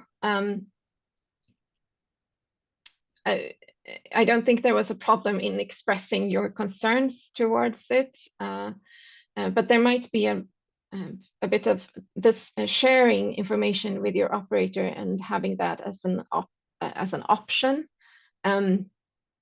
It kind of assumes that you have an open relationship from the beginning between the drivers and operators. Otherwise, you might feel pressured to always share, even if you don't want to. So I think the use cases we had here, we already had quite an open discussion between drivers and operators, but that might be something that's more difficult to achieve in general in the industry. So coming back again to the safety culture and open culture, to work on those things before trying to implement this type of project, I think or this type of solution, I think is important. Otherwise, it might creates more tension between drivers and operators. If you're not have that. Thank you so much, Anna and Katarina, for this Q&A session. So I think it's time to move on then to the impact and the first results from the impact assessment work. So David and Jenny, you will share this. So welcome. Yeah, good morning, everybody. Just let me share my presentation. Yes, I see the presentation in full screen. Thanks. Is it fine? Can you see? Yes, it's fine. It's fine. Okay, great. So good morning, everyone. So I'm Davide Shingo-Usami, I'm senior partner at University Startup City Lab and lecturer at Sapienza University in Rome. So today I will be discussing together with Jenny some results of the impact and transferability of our Panacea solution. So firstly, let's talk about how Panacea can contribute to the European road safety targets. So on the left side of this slide, you can see the hierarchy of safety targets of the European Union. And on the top of the pyramid, there is the ambitious long-term goal of achieving 0 deaths and serious injuries by 2050. So these targets can be achieved by addressing the risk factors that you find at the bottom of the pyramid, which are directly contributed to the death and injuries. So what are the specific areas Panacea is addressing? So Panacea is focusing on professional drivers. And we know that in the European Union, about 15% of all fatalities in 2022, according to the European Road Safety Observatory, occur in crashes involving a truck or a bus. So we are tackling crashes involving impaired professional drivers, focusing on issues like alcohol, distraction, fatigue, and drug use. And the key question we aim to answer with the impact assessment is how many impaired behavior events we could avoid with this solution. By affecting the impaired behavior, we then can reduce the related crashes. So lastly, a further important aspect that of the Panacea project is its transferability. So can the solution be applied to other transport modes, enhancing the overall safety of the transport system? So this slide summarizes the methodology adopted for evaluating the road safety impact of the Panacea solution. So we start by, on the left, by analyzing the behavior data from using the ESRA International Survey. So this data help us understanding the driving habits and risk factors associated with the commercial drivers, including those of taxi, trucks, buses, and cars. So next, we use a survey from transportation companies and external database to get an estimation of the number and characteristics of commercial drivers in a company or in a given country. So this data, in combination with the models developed in the previous step, is used to estimate the number of impaired behavior events, so alcohol, drug driving, and fatigue, more specifically. So finally, we assess the impact of the Panacea solution by considering 3 key factors. So the acceptance level of the solutions, the detection accuracy, and the effectiveness of the countermeasures. And additionally, we incorporate quality of life questionnaire to measure the broader impact on drivers' health and well-being. So we develop an impact assessment tool as a spreadsheet. Start by estimating the probability of impaired driving and then simulate the number of impaired driving events for each month. Then if impaired events are detected, we apply triggered countermeasure. If not detected, we apply non-triggered countermeasures, and the tool allows then to simulate both direct and indirect effects of impaired driving. So when making the simulations, we came across to these results of our study of various factors affecting commercial drivers' behavior. So for instance, if we look at the personal characteristics, being female is associated with a decrease in impaired driving probability.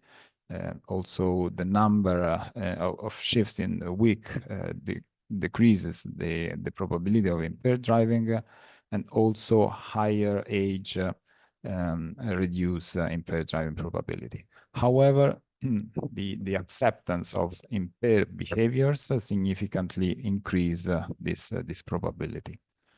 There are also country-level characteristics that we consider in our models, and more specific and affect commercial drivers, and more specifically standard BSE limits in a country are particularly relevant for taxi and commercial drivers, and also the level of self-report use of illicit drugs and prescribed medicines is a significant factor for bus and truck drivers in a country. So this further analysis results considered for the assessments are related to perceived safety.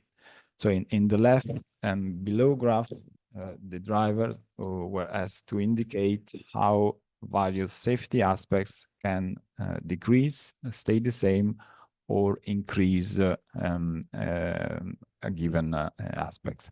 So if they were using the full Panacea solution. So the first graph on the left illustrates that most of the drivers perceive a decrease in fatigue, alcohol, and drug use with Panacea. And while the graph below also shows that most of the drivers think that safety increase and number of accidents and severity decrease, while attention over the road increase or stay the same.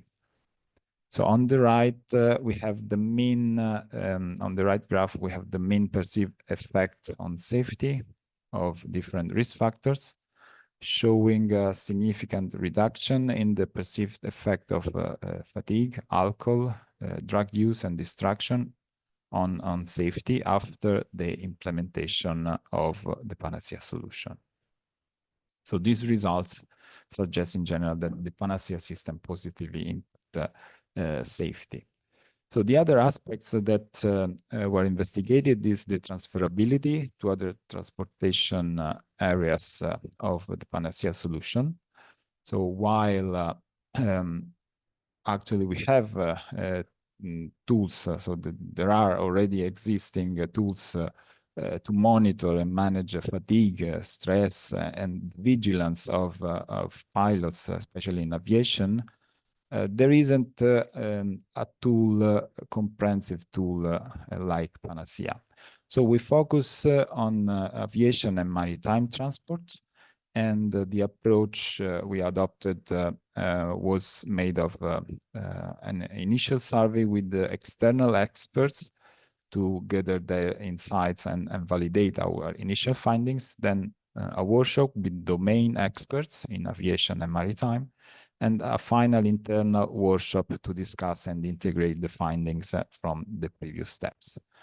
So the survey with the external experts show that overall that there is a generally positive perception for transferring the Panacea solution to the aviation and maritime domains. So here you see the agreement level with the different statements. So we can observe that in general, high level of agreement was given to safety impact, trust, operational impact, and also the transferability of the solution. So in the domain expert workshop, there was a discussion about the results of the survey, and the workshop highlighted some challenges that may prevent the implementation of the Panacea solution in the aviation and maritime sectors. So the implementation challenge includes privacy concern, so like the GDPR, cybersecurity issues, pilots' acceptance of the countermeasures, and the difficult applicability of some countermeasures. So for instance, it's not possible for a pilot to park the vehicle and rest for a while if you are fatigued. So to cope with this challenge, the experts also provided some recommendation, like stronger regulatory support, the definition of roles and responsibilities, and also adapting the solution to the operation in a given sector. So finally, we have this final workshop within the Panacea consortium, and this picture represents like the road to increase the transferability of the Panacea solution in other transport modes. So on the left, you have the main transport modes and the main challenge identified for the maritime and aviation experts. And within the internal workshop, the Panacea consortium identified possible mitigating strategies to these challenges, and such as defining cybersecurity protocols or providing a more modular system. And then there are recommendations provided by the experts and possible enablers of these recommendations suggested by the consortium. And finally, the expected impact of the solution. So in conclusion, our results indicate that the Panacea solution has significant potential to contribute to the European Union road safety targets. And the impact assessment methodology, which includes modeling the behavior of commercial drivers and using the results from the evaluation and of the use cases, provided further insights into the risk factors associated with impaired driving and change in perceived safety. So in terms of transferability of the solution, the survey results from external experts and domain experts has shown a generally positive perception of the Panacea solution, with high scores in safety impact, trust, operational safety, and the transferability of the solution. And however, we must address some challenges that were raised, such as privacy concern, cybersecurity, and also the adaptation of the solution to the specific context. So thank you for your attention. I now leave the floor to Jenny. Please, Jenny. Yes, thank you very much. So my name is Jenny Carson. I'm a project manager at the European Transport Safety Council in Brussels. And I'm going to look a bit about what might have to change in terms of standards, regulation, how that space might have to change in the light of what we've done with the Panacea system and the Panacea project. So first, I'm going to look at standards. So we've identified some existing standards and how they might need to be extended, adapted in order to be able to take on board a system like the Panacea system.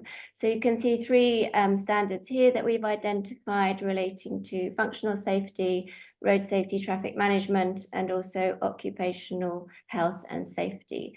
If we look at the top one, ISO 26262, we're looking here, if we could integrate real-time biometric data into those vehicle safety systems, then we could have automated responses, such as we've been testing in the Panacea system.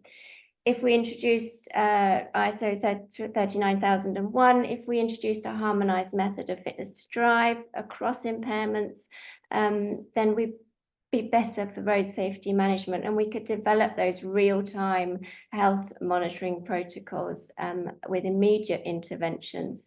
And also, if we establish continuous health monitoring, such as we've been testing in the Panacea system, then we could have regular health reviews rather than this one-time health review that we have now. We could have regular health reviews and required rest periods, let's say, on the data that is shown up in the thresholds.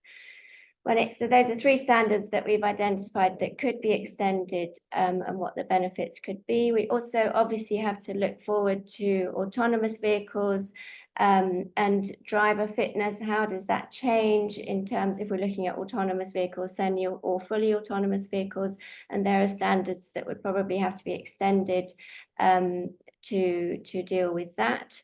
We also need to look at how driver monitoring systems are compatible with ISO 24089, including secure updates. We've heard a lot about cybersecurity. It's important there too.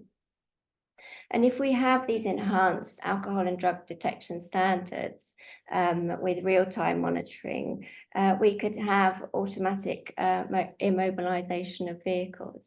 So those are some of the standards that we've been looking at and identifying how they could be extended.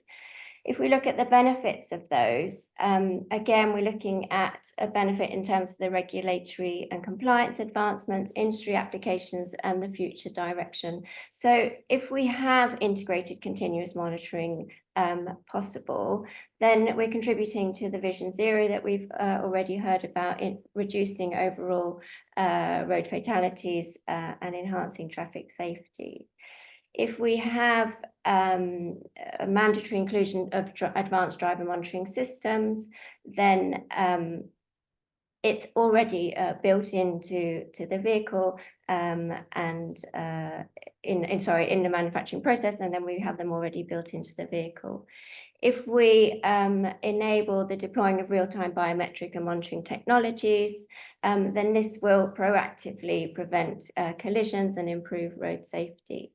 And if those technologies are extended across different sectors, then we can ensure consistency and safety standards industry-wide.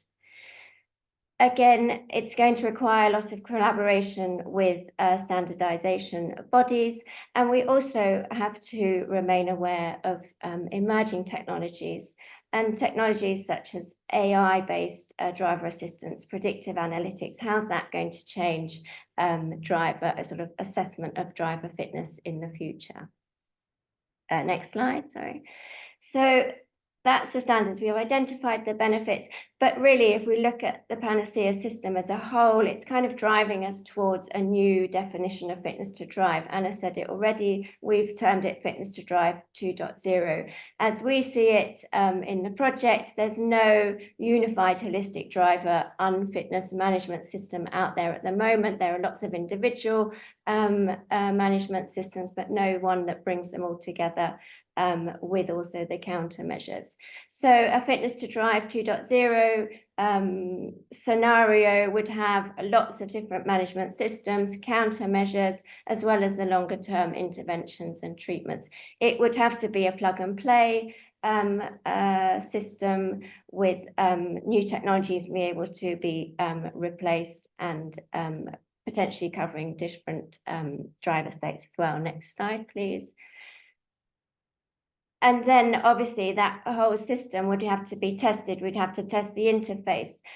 We'd have to test all the different constituent parts of it individually, but also together. We'd have to test the countermeasure systems, again, individually and then all together. And it would require a lot of simulation and in situ testing. Next slide, please. So we also looked at the impact on existing policy and legislation. If we think of a world where a fitness to drive system exists and works fully, there's a whole list of current policy and legislation that affects the fitness to drive definition and a system that would monitor it holistically. So we've just listed a few of them here. One of the things potentially could be blood alcohol concentration limits are very different across all the member states. Would it be beneficial to have a recommended one similarly? Would we benefit from having a unified system for reporting traffic offences? We had, as mentioned, RoadPol in our project. From the enforcement side of view, point of view, would being able to report those traffic offences and violations in a harmonised way benefit? Would we benefit from mandating pre-driving electronic monitoring systems to prevent fatigue? At the moment, fatigue is very much governed in professional drivers by their driving and resting hours legislation. Perhaps that should be extended to light goods vehicles, not just those working on international transport. So there's a whole host of policy and legislation that we feel could benefit perhaps from being extended or amended, adapted to a Panacea type system. Next slide, please.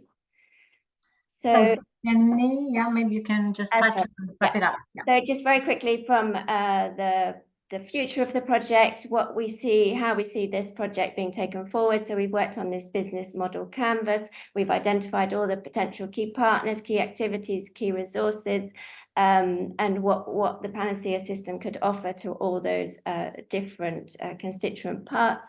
Next slide, please. And really, we've kind of identified two areas. So the sensor technologies can be exploited in the future by themselves as those technology providers wish. But then there's also this Panacea platform that we've heard described, which could potentially be taken forward in the form of a joint venture with partners, licensing agreements, etc. So that's kind of the vision for the future of the project. Thank you. So thank you so much, Jenny and Davide. So then, Katarina, it's time for some questions. Yes, thank you, Davide. Thank you, Jenny. The first question: how long after implementation of the Panacea system the indicative results data were gathered?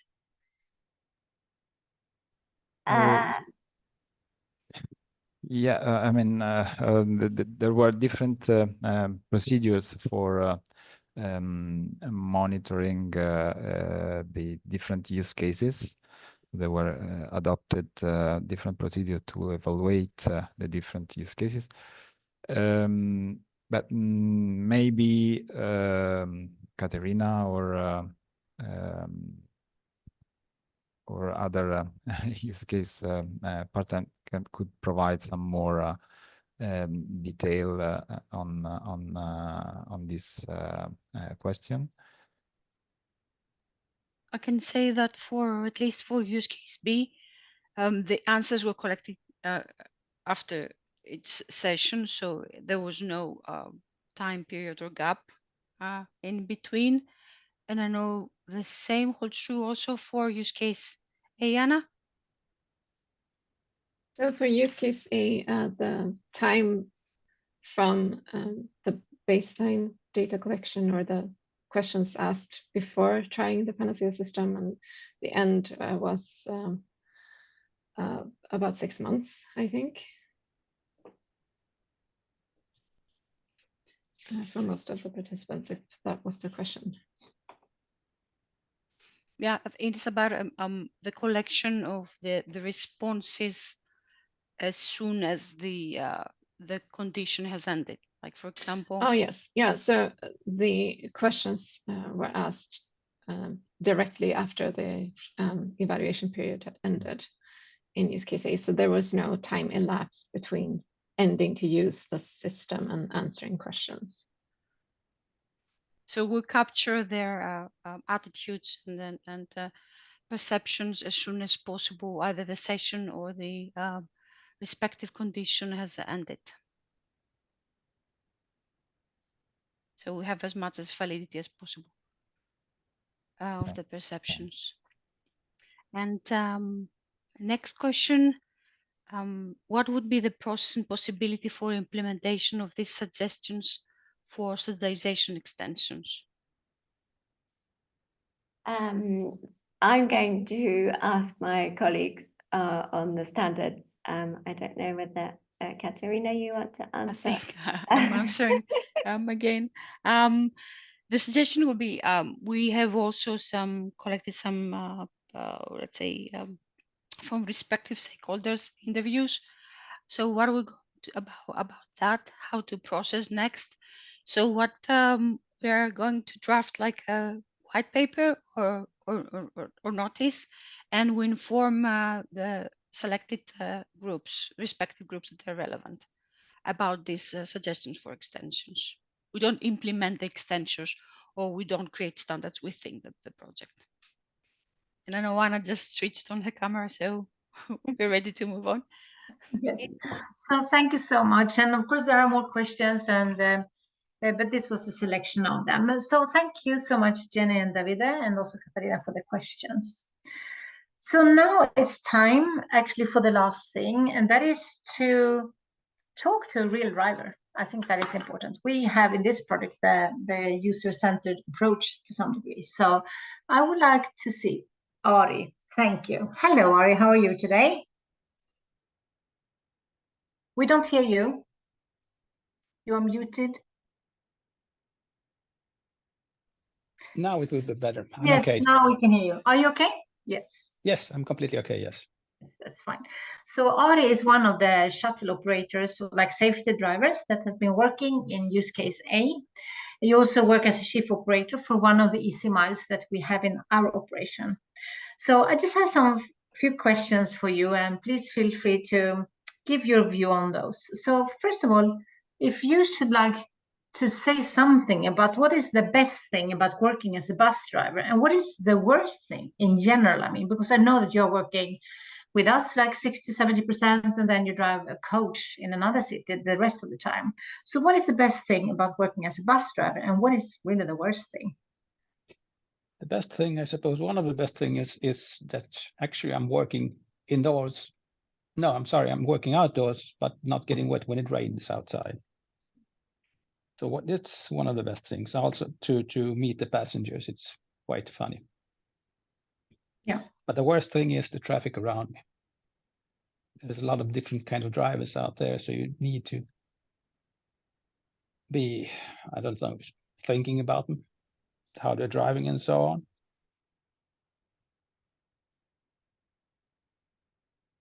That's it.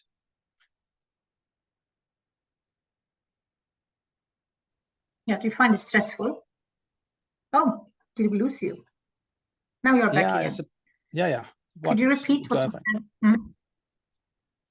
Repeat what? The second question was bad? I think we actually lost you, Anna. Anna, we lost you, not Ari. So can you repeat your question? No, okay, sorry. I was just asking, what was the worst thing? You said the traffic. Yeah. The traffic around me, yeah. There's a lot of different kinds of drivers there. Okay.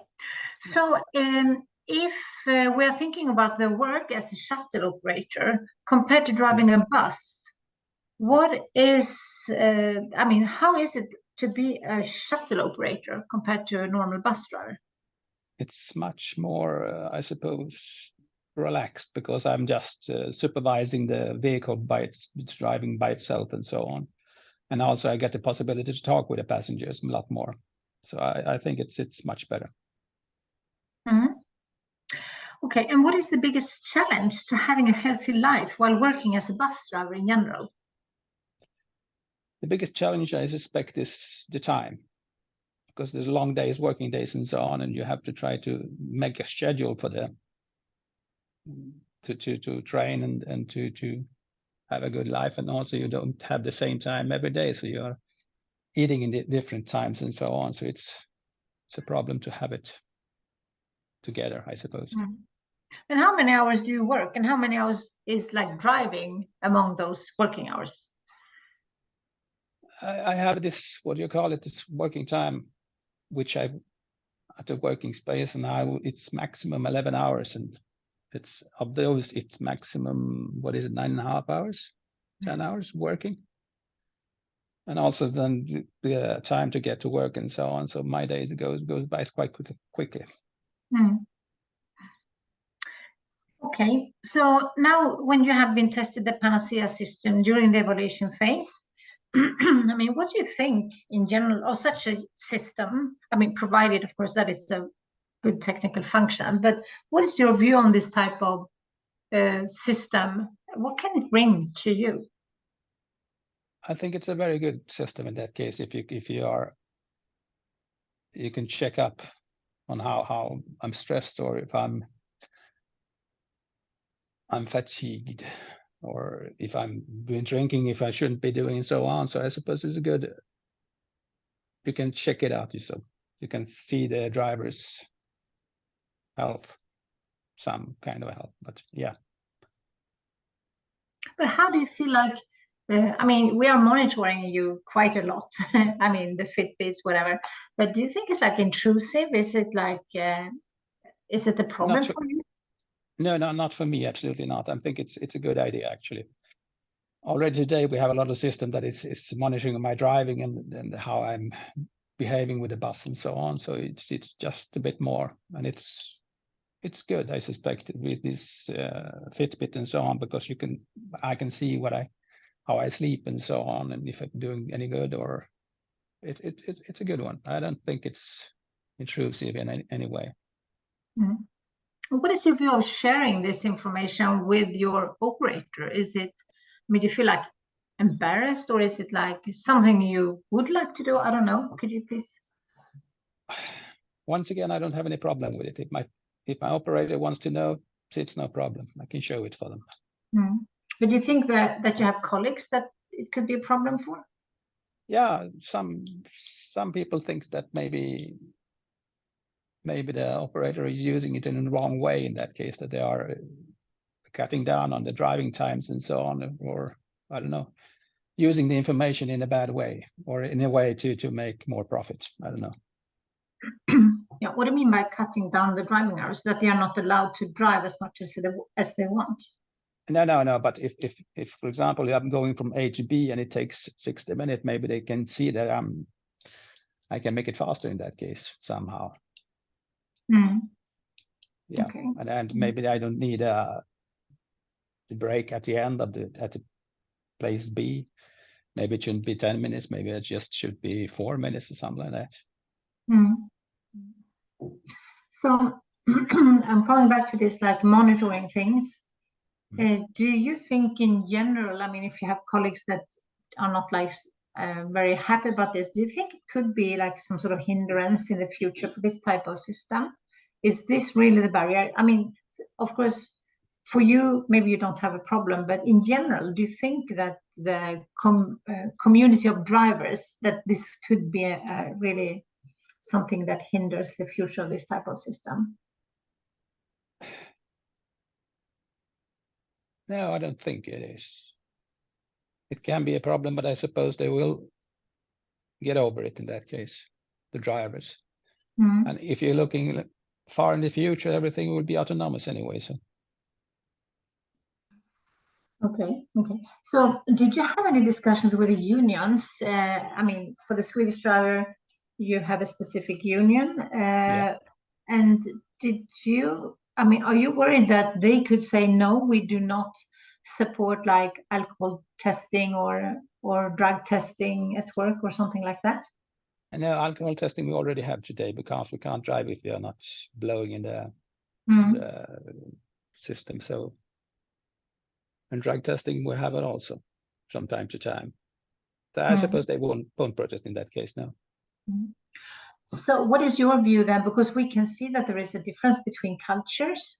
Do you think it could be a problem for drivers in other countries, or do you think it's the same in all? I mean, I guess you have some bus driver friends in Europe. Yeah, I suppose it's only about attitude in that case, the personal attitude which people have and so on, that they they're not liking their employee, don't have to get the information or help them in some way. They're just there for drive and nothing else. They don't want to participate in things like this. Maybe, I don't know. Can be. Okay, thank you so much, Ari. I think we stop here and leave the floor, because I can imagine, Katarina, that you have a lot of questions in the Q&As also for Ari. So could you please give some extra questions to Ari if you have some in the Q&As? Hello, Ari. One question we have is, are there any other, I mean, we in Panacea addressed specific driver states or impairments. Are there any other health conditions or aspects of well-being that drivers would be interested to be included in such a system? The general health, I suppose. I don't know if you have some kind of system that check it up. Would you have this smartphones and so on? If you can check up the heart health or something like that, because a lot of the drivers are dying of heart attacks and so on. So maybe it would be possible to have things like this. And what type of device would be more desirable and less intrusive? If you have a smartwatch in that case, which we have this these watches which we are using. And this will, I mean, there possibility for 24-hour observation. So when you are outside your shift, what type of measurements you'll be mostly interested to provide to the Panacea solution? No, this is which you are doing already now, how you are sleeping and so on, how deep your sleep are and over these things and so on. Maybe also about heart, if it would be any better, this measurement technology that you can check the heart if there is some problem with it or something like that. What type of drivers, based on your experience, are more reluctant?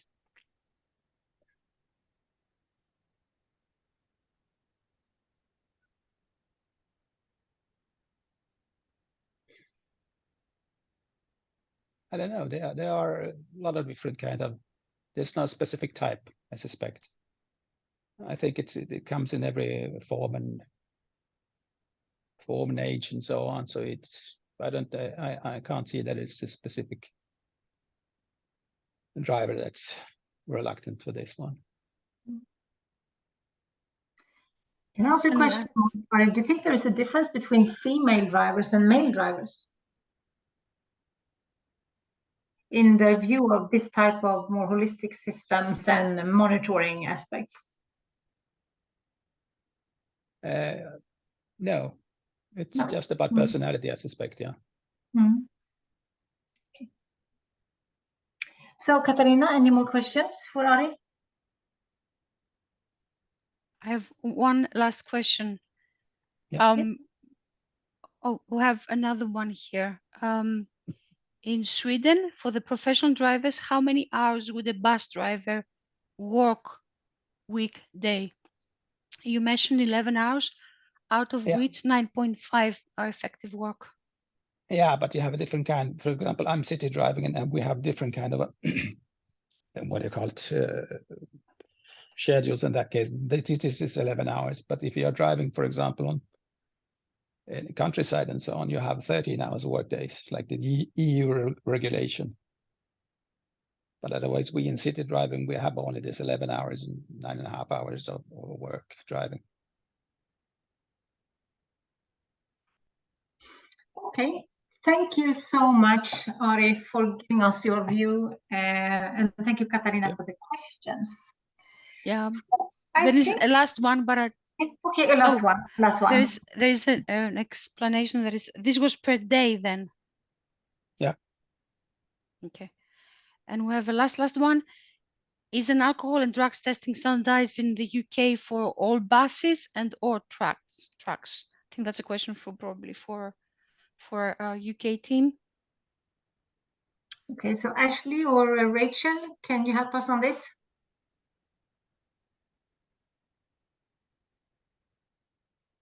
Sorry, can you repeat the question? Yeah. Is an alcohol and drugs testing standardized in the UK for all buses and or trucks?